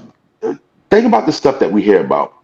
Now, think about the stuff that gets swept under the rug because what I mean. That sheriff of that town will call up a coach at 2 in the morning. I have one of your boys. We're gonna sweep this one under the rug. Just make sure you get that one on Saturday. Just he can't. You could coach. You He's know what I mean? underage. He shouldn't be out at bar. Like it's crazy. You think about like when you watch the Aaron Hernandez documentary, man. The shit that they swept under the rug with him, man, and the shit you hear about that's he swept under the rug from other places with other players, man. And I mean, it all has an effect. But I want to know how no like neurologist, no one's thought to maybe like let's figure out a test. Like let's figure something out. Or maybe some sort of study to figure out why these things happen resoundingly with football players. But yo, we gonna wrap this one up here, brother. We ran a little long on this one, man, but I feel we had a It's a good one. pretty good discussion on It's a this good one, one. man. So go ahead, let the people know where they can follow you if they feel like following your memes. Man, I don't make no memes, bro. You only steal them. I'm not no. First of all, man, let's get this straight, man. I'm not no Instagram content creator or no Instagram influencer. Like, I'm not He's one a of those motherfuckers. reposter. I don't. You ain't got to follow my memes. I don't need nobody follow me, bro. Like, if you know, you know. You feel me? Word. So thank you for coming on, bro. Shout out for giving me the credit. You saw you gave me I finally saw gave me he credit gave you on the the credit repost. finally. Finally, bro. Yeah, but you know what? I was real petty about it. I put that shit as small font as I could I know find. you did, bro. But yo, just give me some credit, bro. Because was that not I a know if I funny reposted that meme? shit, Was that I hear It was this shit good. again. I'm yo like, like I yo, don't man. send unfunny memes, It was bro. good. Like I had a really funny meme I wanted to send to the group chat, but I know none of y'all would get it, and I didn't feel like explaining it. The one that I showed you and B last week Yeah. of the '90s with all the stupid fucked up memes. It's funny, man, but like it's too politically inclined, so I don't feel like explaining it. But yo, In the I group, appreciate you wait, coming it's on. too politically inclined for you to send to the group chat. Nah, just because it's like from the night. It's like it's about it uses like screens from SpongeBob and other shit, and it says the world in the '90s, and it's fucking funny. And you have to just remember the '90s, and if you see this stuff, and remember I how wouldn't things know. went. I haven't seen the meme. All right, So I'll send it. I'll send it after the wrap here, bro. But yo, good looking for coming I on, wouldn't man. know. You already know what it is, baby. GSF, we do the fucking. GSF. You heard? Just stuff you heard. Holla at me. All right, Cup. There we go. That was And with that, that was another episode of not another episode, segment. another segment of Zone Knows here at Good Morning Bushwick with my older brother Lorenzo. You saw us talk. You know what I didn't talk shit about? How I'm 4-1 in fantasy football. I should have brought that up and asked him if he won this week. But yeah, I'm 4-1. I'm in first place in my division. I've never been 4-1 before. I had to sweat it out again this week. But I got the win. You know what's crazy? You know who's the only one I lost to so far this season? Who? My girl's brother. Yo, he thrashed me last week, bro. I lost by like 70 fucking points, bro. Like he beat my team. My team got beat senseless last week. Like I was worried about it. Like, oh man, is my team gonna stop scoring now? I was super I concerned. know I asked you this before, but what app do you use? We use ESPN, the ESPN Fantasy app. Do they have an affiliate program? What do you mean an affiliate program? So like, I was talking to someone yesterday about, just everybody's looking to get sponsored, especially podcasts and shit like that. I call this the poor man sponsor. It's an affiliate program. So like with, they made my code at the Glass Blunt store because of what I did before, but essentially I could have did that shit myself. So you sign up to an affiliate program, you create a coupon code, whatever, and every time someone purchases or signs up, then you'll get a fraction of percentage. I think if we're going to be talking about fantasy sports, we got to see if they have an affiliate program, see if we could start just pushing people to that shit, having them sign up, maybe play fantasy sports with us. I mean, well, let's see. You gotta check that out. I never thought of that, man. It's the poor man sponsorship. This Yeah, segment man. is brought to you by the ESPN app. Yeah, man. I definitely, we can look into that. I wouldn't have a problem, playing a fantasy league. As Do long they as charge you to play? it's free. We have a cash pot. Leagues usually have a cash pot. I know people who have crazy. I buy in our leagues only $100. I know people who play in leagues where it's like $2,500, $1,000 buy-ins. I know people who buy like $10,000 Super Bowl boxes. Like I only played my first Super Bowl box this year, and that shit was $25. And I didn't even So fully. what is that? What is it? It's like you take numbers and the way they're set up, like the score, like if the score matches at the end, like the last numbers, like you get like the first quarter, halftime, third quarter, end of the game, you get certain money like cuts because there's like 50 boxes across, like and it's like the way the numbers are set up. and everybody has boxes, and like if you have boxes, it's like it's more. It's math is fucking complicated. I barely understand the math of it. When everyone tries to explain it to me, Vela tried to get me to do it for years. I didn't understand, so I didn't do it. And to me, I felt he did a piss poor job explaining it to me. The guy I did it with last year, one of the homies from the job, he explained it to me good. I was like, oh, I get that much. I was like, you just explained that far better than my buddy who's been trying to get me to do it for years ever did. And I played, it was only 25. I didn't win, obviously. But, like, it's just that one thing we did as a group that I missed this year that was cash-based and revolved around football was the suicide pool. What's that?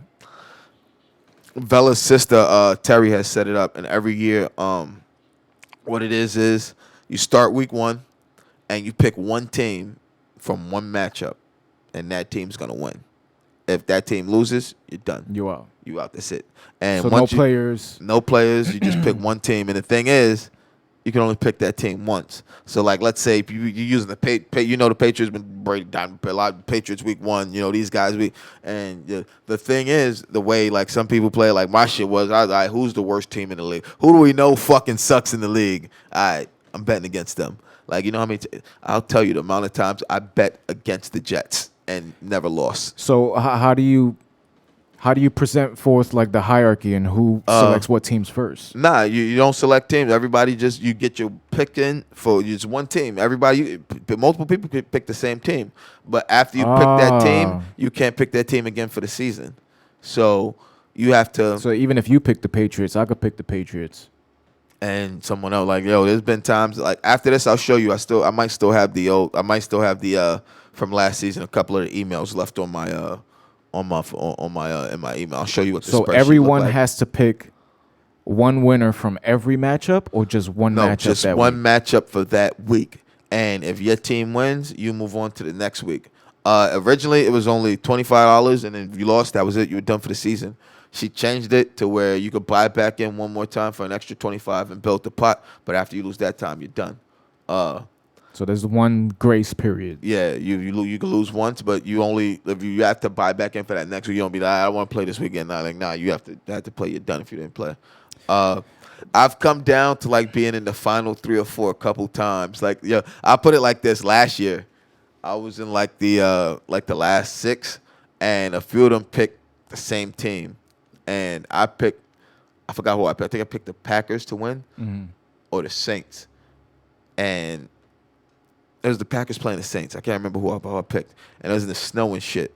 And like I'm like, I need these motherfuckers to lose. Like I need them to win. I'm like, I was like, right now, if they tie this game, I was like, I get to stay in the suicide pool because everybody would have lost for the week. If I lose too, I was like, I need them. They had lost. I was like, they had won. No, I can't So remember. if everybody loses, it's like a bye week. It was I can't remember what it was, but it was set up to where I was like I was gonna be out if they won the game.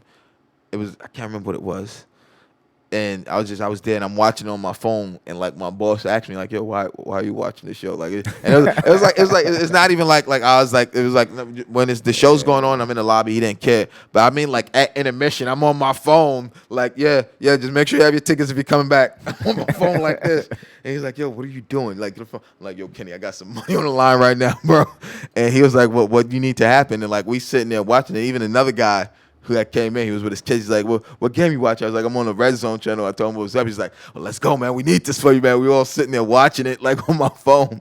Is fantasy sports considered gambling? It's a gray area.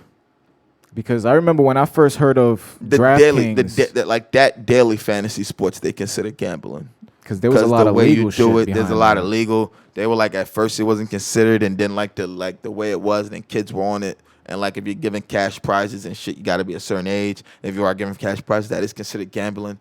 It was the wording of it. That's why it had the big shit in New York. But like they know like with fantasy football leagues, people do that. They know people do suicide boxes. They know people do the Super Bowl boxes. I guess that would be technically considered gambling under the actual broad sense of the term. It is, but I don't know like because essentially they're like the app is a bookie. It's a digital bookie. You know what you see, but ESPN they don't keep track of cash and shit. They just keep track of wins, losses, and that shit stats. Everyone else on the side, So usually they they don't track their own money. Oh, You right. don't put your money in ESPN. No, you keep your money on the side when it comes to I those. thought it would be like placed in an escrow account. Nah, not like that. No. I mean, we usually place it in like someone or put it in the safe at the bar, and winner picks it up at the end of the season. Usually how we go. 'Cause essentially, if you would have used your card to like dump cash into the account, then all of that shit is taxable. Yeah. So we don't do that. No. It's like, No. we don't do that. No sir. No sorry, Bob. No. No. And who chooses who's gonna hold the cash? We leave it at the bar in the safe. It's in an envelope and it's marked fantasy football. Only a couple of people at What the bar. bar? Yeah. Oh, I don't know why I just thought Hurley's for a Nah. second. There was a time Or we had Smith's. we used to leave we made bets. Ben would leave the cash, like if we made any stupid baseball bets, under the register. He would leave the cash for the bets under the register. It's like back in the day, bookies would just show up and beat the shit out of people, and you know Stallone did that. What? That was his bookie job or an before. enforcer? He was an enforcer before Shit. Rocky. Bookies would hire him to go collect money. He All started I'm gonna beating the shit say, out of people. without saying too much, is I've known a few enforcers. Not gonna say a lot. I've heard some funny stories. And I've known a couple bookies. I know a bookie. I don't think he does anymore. But even his stories were funny. Like, it's wild. It's got to be more the enforcers than the bookies that have the funny stories. They're the ones making people shit their pants. Like, imagine some dude just roll up. Imagine you lose in fantasy sports, and then some dude just comes to your crib and beats the shit out of you. Yo, you made me spit water all over the fucking place. Yeah. Yeah. Hey, so your team didn't cover today. Gotta give up the money, huh? You gotta give up the money, huh? Holy shit. So yeah, I just thought that Espen was gonna give me a couple more weeks. Nah, we had this conversation with you last week when your team didn't cover. We said you had to have the money up this week, huh? So what's it gonna be, huh? That's hilarious, bro. You know, there's always been. You remember by Myrtle Avenue, the OTB. The OTB. Remember when I used to be see there? people getting their ass whooped. For real? Their ass whooped all the You know, it's time, crazy. bro. I never, out of all that time that shit was there, I never saw that happen at the OTB. Yo, I I would've remember loved I to used to see be that. at Richie's gym across the street, just running on the treadmill, and then I just see somebody get knocked out in front. Damn, I'm like, but damn. what is that? Because where the OTB is now, isn't that that's that cigar shop now, and the other store in the corner, they split that into two corner stores, right? Yeah. Where the OTB used to be. What was it, Optimo Cigars? Yeah, one's Optimo, and the other one is just a little corner spot. You know, I don't think we give enough praise to the fact that we lived on the border of Bushwick and Ridgewood, so we could just walk into like a Queens area. We could walk in the Queens, man. And it's like I tell when people I tell people I live in Brooklyn, it's like I live like on the border of Brooklyn, Queens, and they get kind of sus. What you mean? And I'm like, I live in Bushwick. Oh, Yeah. Now it makes sense. yeah. And it's like, Because of, you know, for a long time, especially like, you know, growing up, especially at the church, everybody would like be like, yo, we're going to play ball on Sunday and shit like that. Nobody would ever want to go to Linden Park. yo, like you know, it's crazy. Me and my brother, we used to talk about it, and for us, you know, we obviously know people who lost their life there. You know, people we grew up, got jumped Yeah. there, shot there. Man, we knew the crazy story. We knew the crazy stories of Linden Park in that fucking place. And Have you played there? Huh? Have you played there? I haven't played there in. It's been so long. Last time before high school. Before high school is the last That's time. I played literally in one of the Linden Park. last times that I ever One of stepped the last foot. times I played. I don't even like walking through the park to go to Seatown. Nah, like I have no beef for walking through that because that's like. You know what it is? I tell people too. It's like I used to tell Fucko, be smooth with it. Like don't be one of these niggas. Don't act like you're about to get your ass Yeah, like beat, you're because then worried. gonna You're, get your you're ass beat. suspect. Like I was telling niggas, that's why the cops stop you when you're walking. You got a funny walk, nigga. You walking like you got something in your waistband. Like why you keep adjusting your waist, nigga? Like If I told that nigga mad times, like if I was a cop, nigga, I was like, just what I do on security, I would stop you in my establishment for the way you're walking. I told him I would stop you. I used to tell that to our old partner, the third one, that every time he's driving, like you look suspect because every time you see police, you're like, yo, the boys. It's like, don't tense up, bro. Don't tense up. Don't tense up when you see people in the park either.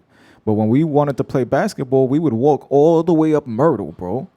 Yo, like you remember that right after Fresh Pond that there was like that not little track 93 thing? Park. Yeah, I know you're talking about the other Make Central a left, Park. Central Park, bro. I remember It's me and like, Craig used to holy drive shit. up there when I wanted to play ball in the Like summer. we He would drive me literally up there. walked 45 minutes to go play basketball so we could play basketball in a I would place go that to we wouldn't Juniper die. Valley Park. I would go to 93. Juniper's another one. I go to 93. I go to Juniper. I go to Central Park. We play handball too, so You know what's play crazy? handball at Juniper. Occasionally, I would go to, if it wasn't too hot, sometimes I go to 33. If it wasn't too hot. Like, that's the most I would play in the hood was 33. And then, after a while, it was too big to be playing at 116. You asked me before we started the show if I wanted a glass of water. And I said no. And I knew I was going to say no because I have to use the bathroom. And I didn't even drink water, bro. Goddamn. So I need you right now to discuss 30 Days of Rock. Oh, yeah. Remind the people. We'll discuss some 30 Days of Rock with the people, 30 Days to Rock. Because right now we're in the middle of the Fall 2020 Festival right now, which is live and in mobile. I'm saying live. Which will be live guests in studio. And also we're going to break out Merv Hit the Road. We don't know all of the details right now, but it is running for the entire fall equinox. So we're going to... would it be the fall equinox or the autumn equinox? I'm going to say the autumn equinox just to get that right.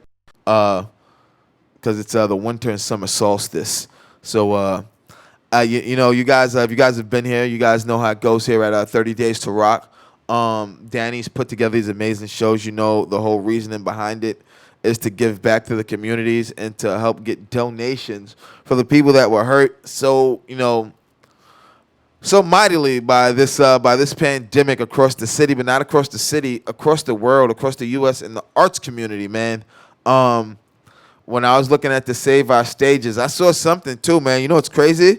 I believe that some of the Broadway theaters are now affiliated with the Save Our Stages initiative. I don't know completely, but they said like the Save Our Stages Act. Did you see that, Danny? I haven't seen that, no. Or the Save the Stages Act. There's something out right now that they're trying to get pushed through to get funding to help alleviate this pain. Because and that's one of the reasons also I was eager to have our guest on that I had set up for this week before he had to leave town. Is because it's such a large community, man. And I would see him when he would do payroll on Sundays. And, the only two people he didn't have to worry about when it came to that was me and my partner for security, because our boss handled our payroll. But they had to deal with, every, segment of it, the ushers, the porters, the stagehands, the Talking engineers. about your boy that was supposed to come on today? Yeah, and it's like, so you can see like the full picture of what goes into this and how many people are missing work because of this, and then times it, and then, you want to bring up, concert crews, venue crews, and this is the reason it sounds like 30 Days to Rock, to bring, awareness to independent venues that didn't get any help, man, and if we lose them, we're going to lose a lifeline to our arts. Can you guys hear me? You can hear me in there, right? Yes, we Yes, can sir. hear you, sir. I'm going to cut to me. Look. Whoa. Here's the control room, boys. Do you see that? Oh, Yes, sir. Okay, It's a good. nice shot right there. You're getting a nice. That yellow truck is giving you this amazing that color shit, on you, bro. That shit is... The reflection from the windows. That's about 4K. Yeah. Hey, I just wanted to update on 30 Days to Rock. So in July, we did 30 Days to Rock, and it was awesome. It was donation-based, 30 consecutive days. Beautiful, beautiful work. All the work is on the 30daystorock.us site. And to be quite honest, the donations really didn't come in as we had hoped. It was very minimal. So we pivoted a little bit for 30 Days to Rock Part 2, which encompasses, it's a fall initiative. So it's ticketed. So events in the fall will be ticketed, Just FYI, we have a few things booked. We have Neil Rosenthal booked in November. We have a band from Italy called Bowman. There's a new group, a fusion band from Dominican. They're Bushwick based. They got a hold of me yesterday. Awesome. So excited. I cannot wait for them to come in and perform and broadcast here. That's going to be in November, hopefully. So there's a few things booked. It's not like crazy. The schedule isn't like back to back like we did in July, and every event will be ticketed because I think that's the way to go. I think for emerging artists, that's how we pay artists, right? Is we support them through tickets, and also that helps us because we cover our production costs. But I think the new thing that I wanted to say, guys, is that next week I'm going to put on my barista hat. Yes. Right? Oh, wee! Yeah, so we're going to open for coffee every day. We're going to open for coffee every day from 10 to 2. Edric will be here on deck mixing, and he'll be the engineer for you guys, and I'll be at the coffee serving folks who come in, and it'll be open house. So we'll have some live guests come in, and you guys can harass them and ask who they're Back to gonna vote our for. our old shenanigans, so to speak. Is it gonna be Damn, super yo, lost coffee? that shot was just Yeah, dope. super lost. Which one? That one? Yeah, the way the truck came by Yeah, with that the shit was graffiti crazy. on you, that shot was fucking dope. That was a dope ass shot. Yo, Danny, you Yeah. inadvertently sitting there set up a dope shot with that reflection bouncing both ways, bro. That shit is crazy. Like I was mind blown at that. That But was intentional. I meant to do that. I knew. He paid the truck Danny driver. always knows what he's doing. But you guys just heard all the information. 30 Days to Rock Fall 2020 will be ticketed. But there's going to be amazing shows. If you guys got to see 30 Days to Rock in July, you saw the amazing quality, the amazing work, that amazing space back there. So, and any artist, feel free to reach out to Danny. If you go to 30daystoRock.us, you can get the information you need, man. And you can reach out to this gentleman or reach out to myself or Roach, and we'll put you in touch with Danny, man. Because we want some shows for fall 2020, man. And, we want you people to be great, man. Comedians, poets, any spoken word artists. It's not all musical acts back there. But I also will there's- tell comedians it's a bit harder to do it with no crowd, man. So just know that. There is purpose behind the space here. It's civics. It's a civic space, like community Voting. engagement This is the biggest issue right now that is voting. is voting. Yo, We got 2 did you weeks see left? that early turnout in Georgia yesterday? No. Or was it yesterday or fucking Monday? Today's Wednesday. Monday? No. Yo, whoo wee. For who? No, just early voter turnout in general. I'm gonna show you the picture. I haven't been hearing good things about people coming out for Biden. You know what it is? I'm not. You know where we are right now. What is it, like 2 weeks away, right? About 2 weeks. um. But if they're doing the mail-in ballots, when is the cutoff time? Do you know for the mail-in ballots? I believe they said they have to be post dated before. This is Georgia yesterday. They need to be post dated before. Let me see. Are Camera we on connected? Yeah. Go full screen on that. Yeah. Go full screen on it. Am I going full screen? Wait, shit. It's the button on the top of the browser. You young Mac users. Shut up. It's the green one on the Use top this left. separate display? No. I've been using Macs for too long. It said go full screen here. Yeah. The new ones are a little different. Make sure that your porn tabs aren't open on top. I don't have phone tabs open on here. I want to see that picture, man. I want to see that picture. It's is it coming up? What are we getting here? I'm seeing Mirror built-in retina display. This is There what we I'm- go. Oh, there it is. Yeah. I think I turned it off by accident on this touchpad. This touchpad fucks So with this me. is what's CBS That's Georgia News? yesterday. That's NBC News. NBC? You Yeah. sure? Yeah. Oh, CBS is the I. Whoopsie, my bad. Not hitting that. That is the early voter turnout yesterday in Georgia. And I saw other pictures of the line. Yo, like people, resoundingly people saying, no, people not showing up for Biden, bro. I can't, and you know what? I want to say I can't see how he wins another term, but I do see how. Um, but I just have to say, like, it just America's on display to the world right now, and I mean, what we put out is what we get. I mean, there's a very realistic chance he loses the popular vote and wins again, and I just don't think that. I don't think Biden brought it. I don't think he brought it. I think for what we know about Trump supporters is that they're very vocal, they're very in your face, they show out, they come out in fucking droves. And then you got this guy Biden who's supposed to represent the other half, and he didn't. I don't think he did anything that would like make the Democrats like win. I just don't see it. I don't see that shit. I think people right now they want to vote Trump out more than they want to vote Biden in. I think that that's enough of a sentiment in the country right now. But that's the troubling part of the sentiment is that people just want to get him out instead of get the right person in. But I think we see the damage that having the wrong person there can do to the country's psyche. Like, I mean, I saw a meme yesterday, and I hate to admit it, man. Someone shared it, and it's like, yo, there's no White House pet. There's no dog. There's no cat. There's no fun family photos, on the lawn.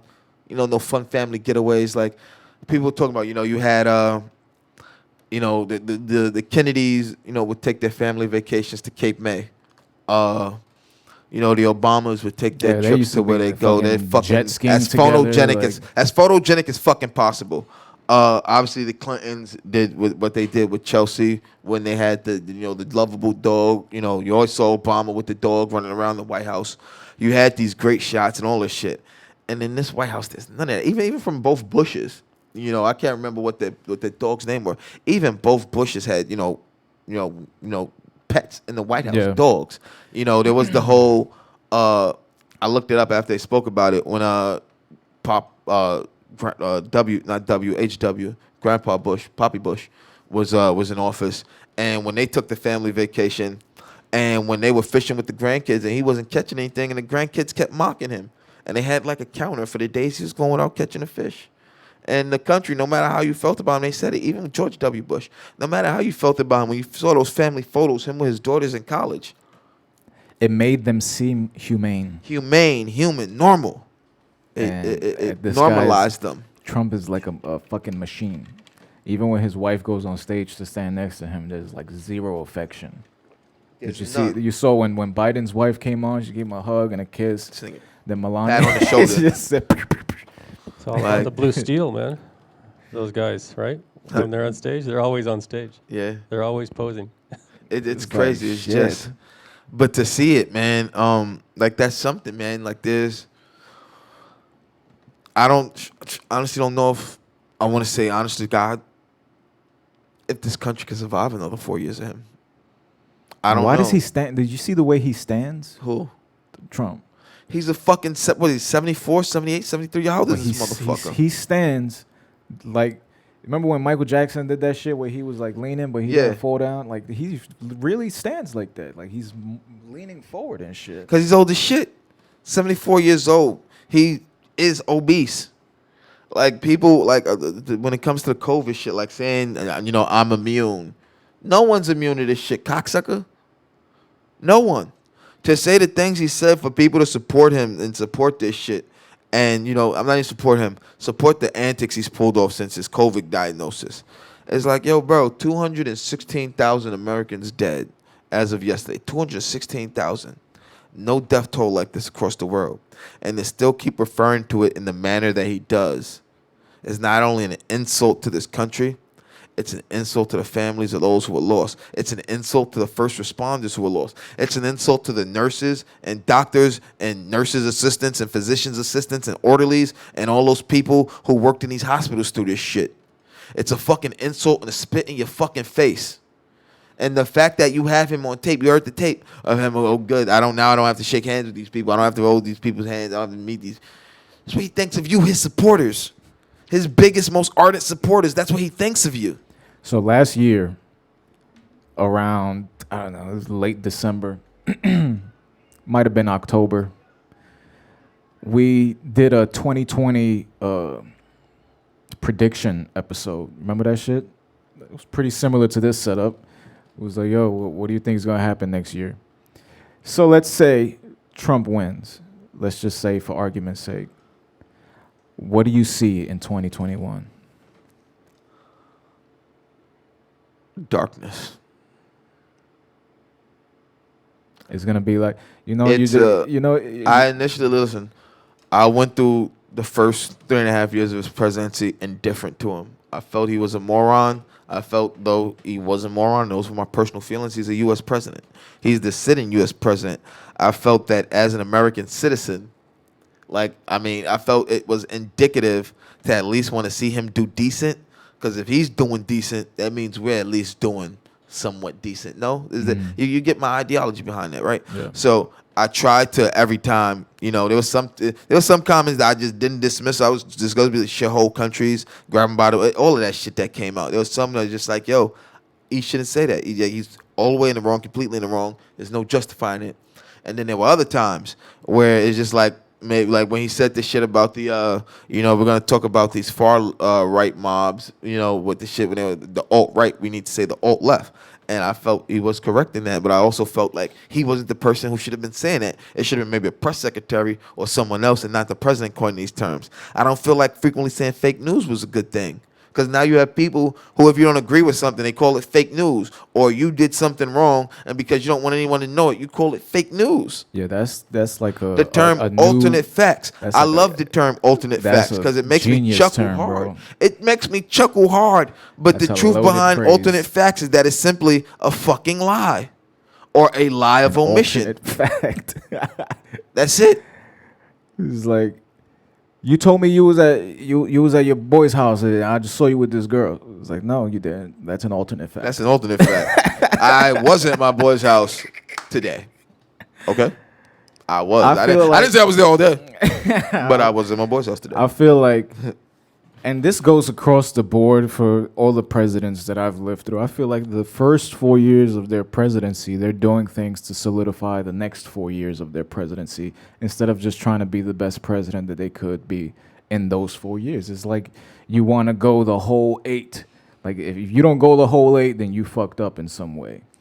And I feel like a lot of people, he caters to a lot of the hatred and shit like that because those are the people that's Well, going to you give have him Mitt another Romney. 4. Did you see Mitt Romney's statement last night he put No. out? Let's see if I can find it. Mitt Romney. Mitt Romney. Was it like a public press conference or some shit? Nah, he posted just on put Twitter? out like on social media he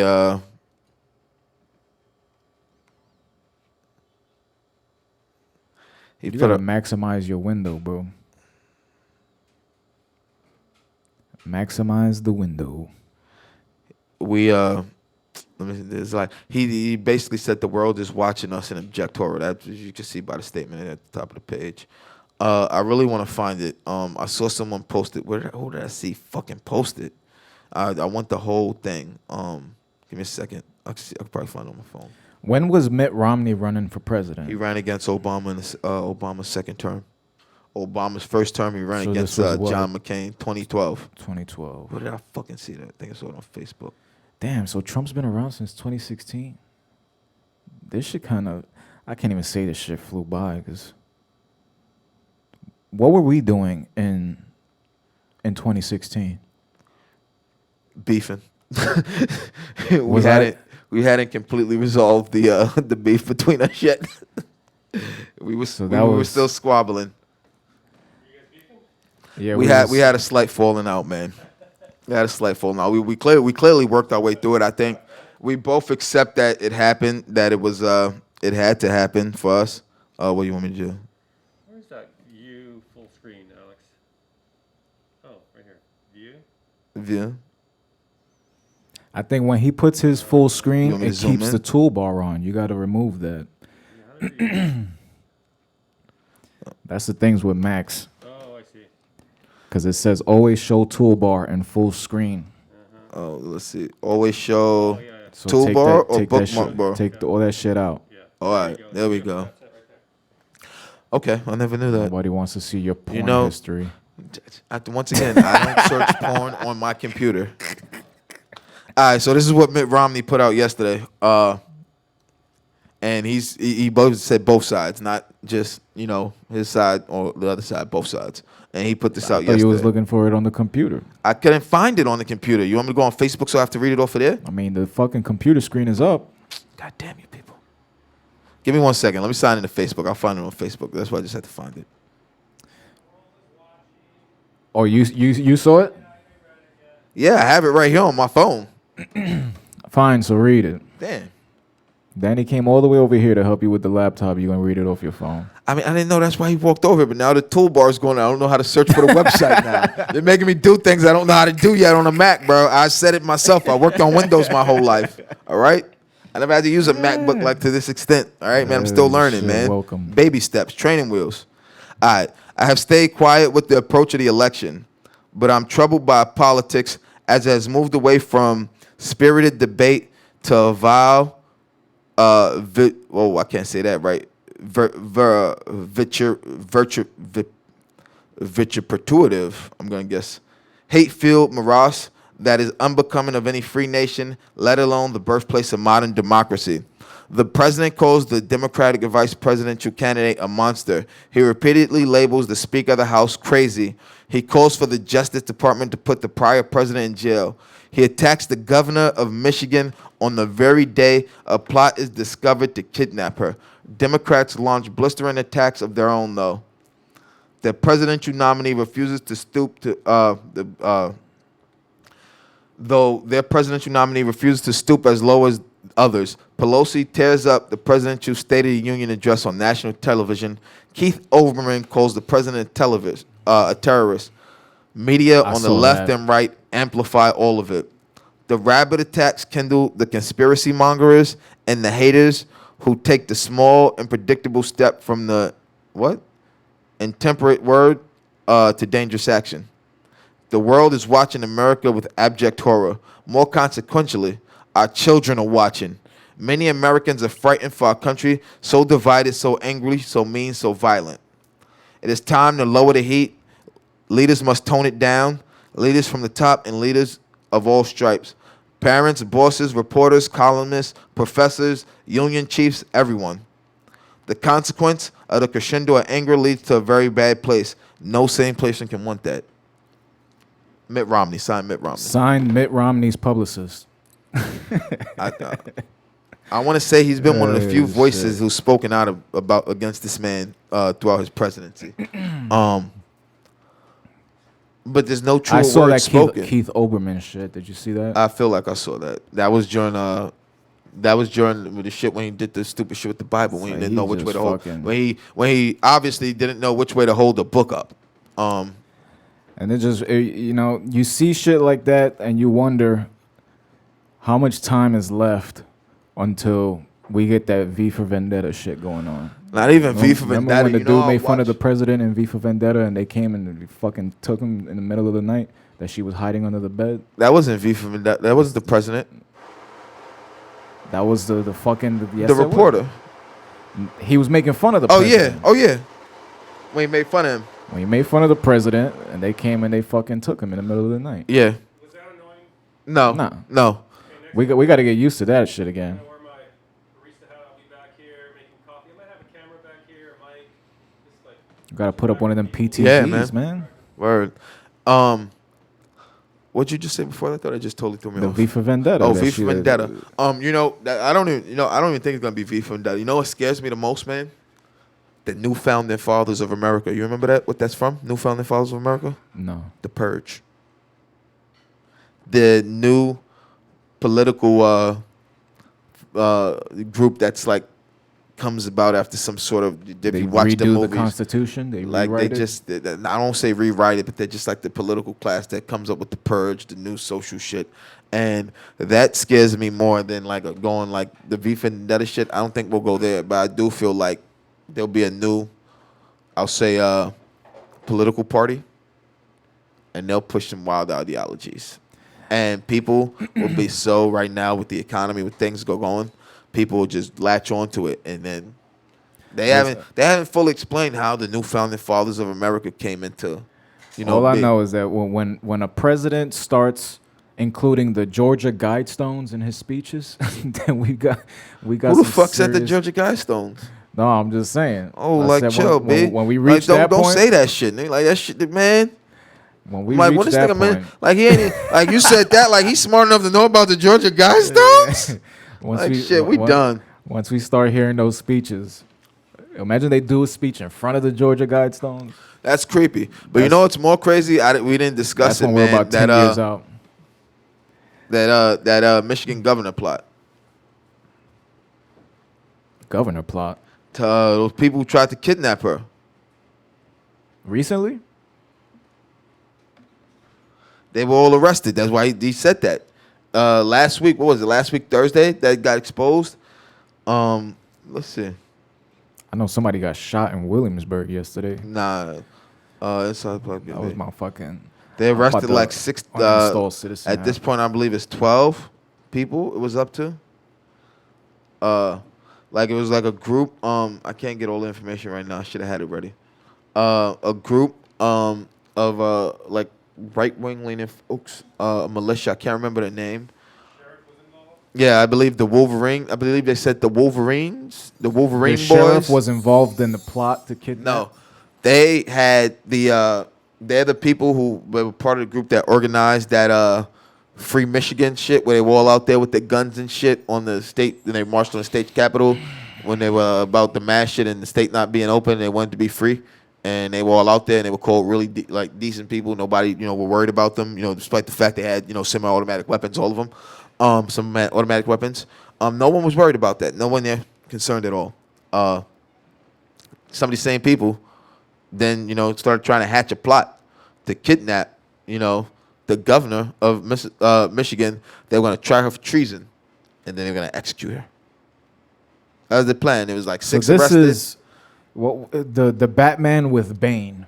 Remember the Batman with Bane that they had like that courthouse with all the fucking militia people. So they were trying to do some shit like that. And they wanted to do it before the election. So they have like mass effect. Were they and saying shit. that she's corrupt or something? Or this is Because just to she prove a hasn't point? opened back up the state. She hasn't lifted all the restrictions and everything. Some of the businesses are failing, it's hurting, and they feel like it's corrupt, it's inhumane to do that. But people also don't want to deal with the fact that COVID is look at how it's spiking again across the country. How it's spiking here in New York, around us. Because people don't want to take it seriously. But, it was originally 6 people arrested, and they arrested like 3 more and then 2 more. And it's crazy. They were plotting, kidnapper, and they were all saying other shit. They started saying there was other shit, tied to it that people were planning. It's insane, man. But these are right-leaning groups. But you also, when I tell people this, it's like you had the guy, there's some sort of march in Denver this week, and a left-leaning, supporter shot a right-leaning, supporter, shot him to death. And, he said he was, he was a security guard, and they say he was he's not working with us or whatever. And there's only a slight video, and you only see you hear the shot and then see the guy go down. And then other people had pictures of it going down. And the guy has a big can of mace. He's arguing with light-skinned brother, I'll say. Looks like he's mixed race. And he's like the light-skinned brother in his face, do it then, nigga. Do it then, nigga. He's like, do it then, nigga. I don't give a fuck. Do it then, nigga. He's calling them big, couple white guys, niggas. And white guys, I ain't no fucking nigga. I ain't no fucking nigga. He's like, so fucking do it then, nigga. And it's this, that, and the third. And then dude walks off. And, all right, so why they saying this before the shooting? And he said, pop! And you see dude fall. The dude who had the mace. So the light-skinned black dude. The got light-skinned shot black dude. White dude got shot. by the light-skinned black dude. By another white guy. And there was a left-leaning guy shot a right-leaning guy. And they don't have... Killed him. They don't have video of it, yeah. They don't have video of it. But you hear the shot. You hear the shot. You see him fall. They have photos of him. And he went over there, and apparently, the guy, he said something to the guy. You don't hear what was said, obviously, because they were still talking. He started drawing at the guy and then tried to spray the bear mace in his face in the guy.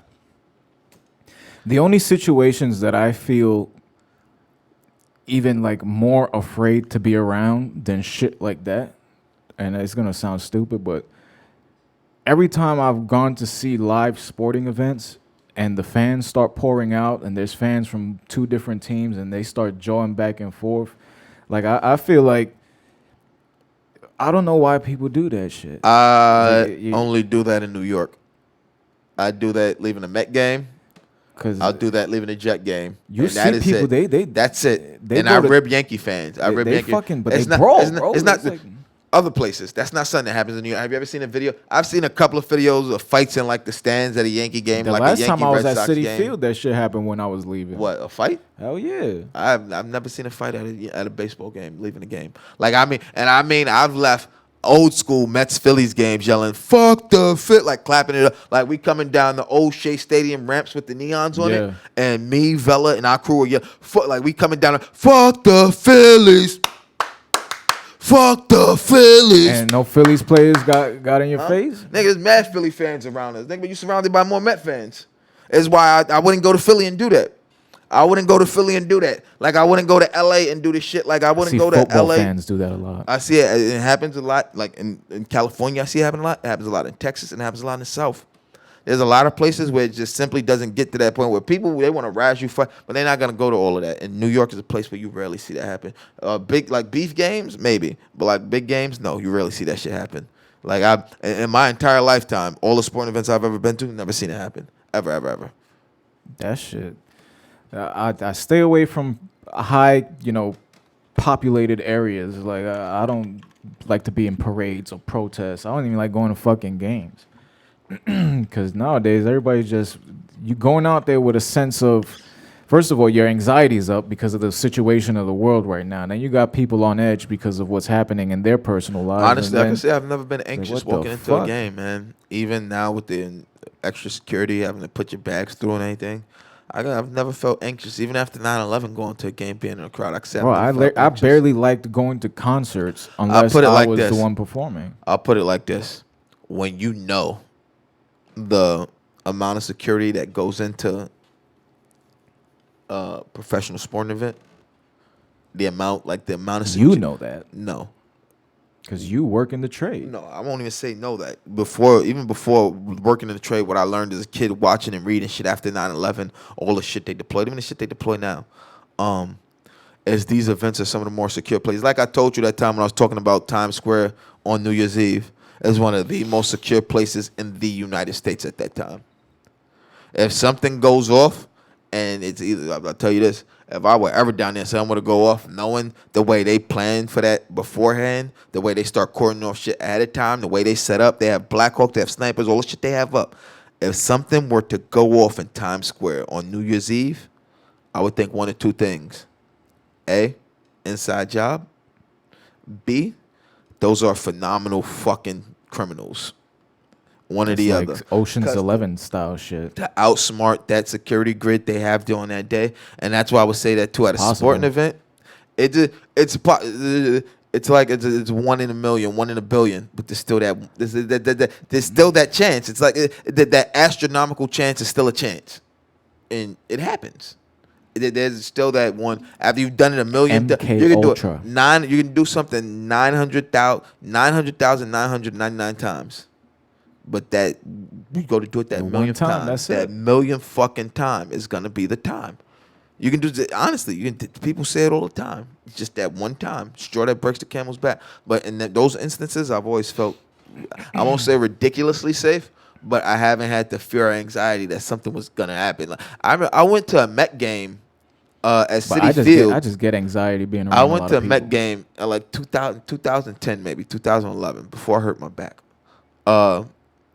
It was the General Assembly was in the city, and there was a threat against Obama, and like there was He was at the game? Nah, he wasn't at the game. He was at the General Assembly, but there's like enhanced security and everything, and they were talking about there's gonna be more security. It's gonna be tougher to get into the game, and the people I mean were like, yo, should we, you little, I'm like this is gonna be one of the safest places to be tonight.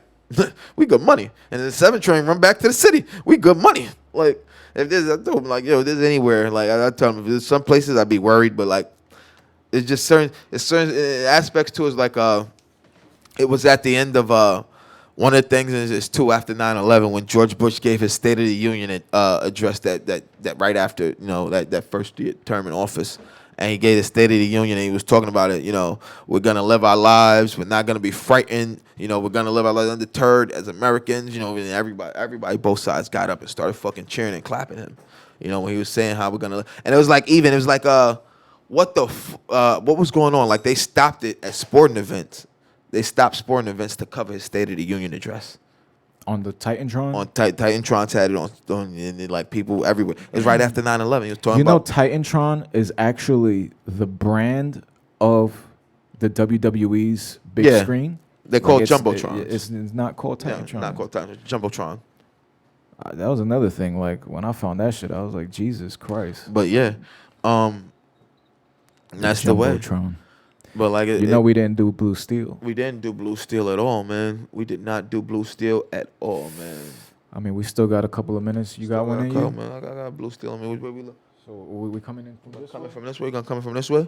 And bust him a little bit. Hold on, wait. We'll capture this. Oh, so he's gonna capture this. Gonna capture this good. So Ready? One one more. more. He wants another Blue Steel. What we gonna do? You wanna bring it up? Wanna bring it up? Yeah. 3, 2, 1. There it is.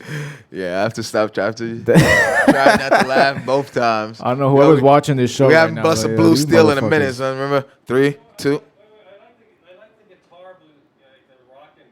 That was different though, right? Yeah, this joint. Yeah, that was good. That's the hair metal band. How everybody plays fucking guitar back in the day. The final countdown. Yeah, it's like I was telling my moms. Remember in the '90s and all the videos when everybody did this and dancing videos. And everybody That was one of tossed my the moves, elbows, shit. jump and toss the elbows. I used to do that shit at every Jehovah's Witness It's crazy. party. I was doing that the other day, and my niece was doing it, jumping around me, man. Oh, Man, we want to thank you all for tuning in. Another fantastic Another episode. fantastic, amazing episode of Good Morning, Morning, Bushwick. Bushwick. Here, at 30 Days to Rock, Next week we'll be live and open for coffee here at 219 Central Avenue in Bushwick, Brooklyn. Brooklyn, Come New get York. some of the best coffees. Coffees. Some of the best coffee in the city from one of the best baristas, and you know, someone who has a hand and doesn't serve shit coffee. Like he cares about his, you know. And Super his Lost beans. Coffee is a resident to Bushwick, right? Yeah, Super Lost. Yeah. That's Bushwick Coffee, right? So, So- get Bushwick Coffee in Bushwick at the While best listening to place some to be. Bushwick natives and Bushwick's best get better than coffee that, / production house, and get everything you need Bud and Roach related over at budandroach.com. And you can follow us on Instagram at Bud and Roach. Because we do the fucking, you heard? Yeah.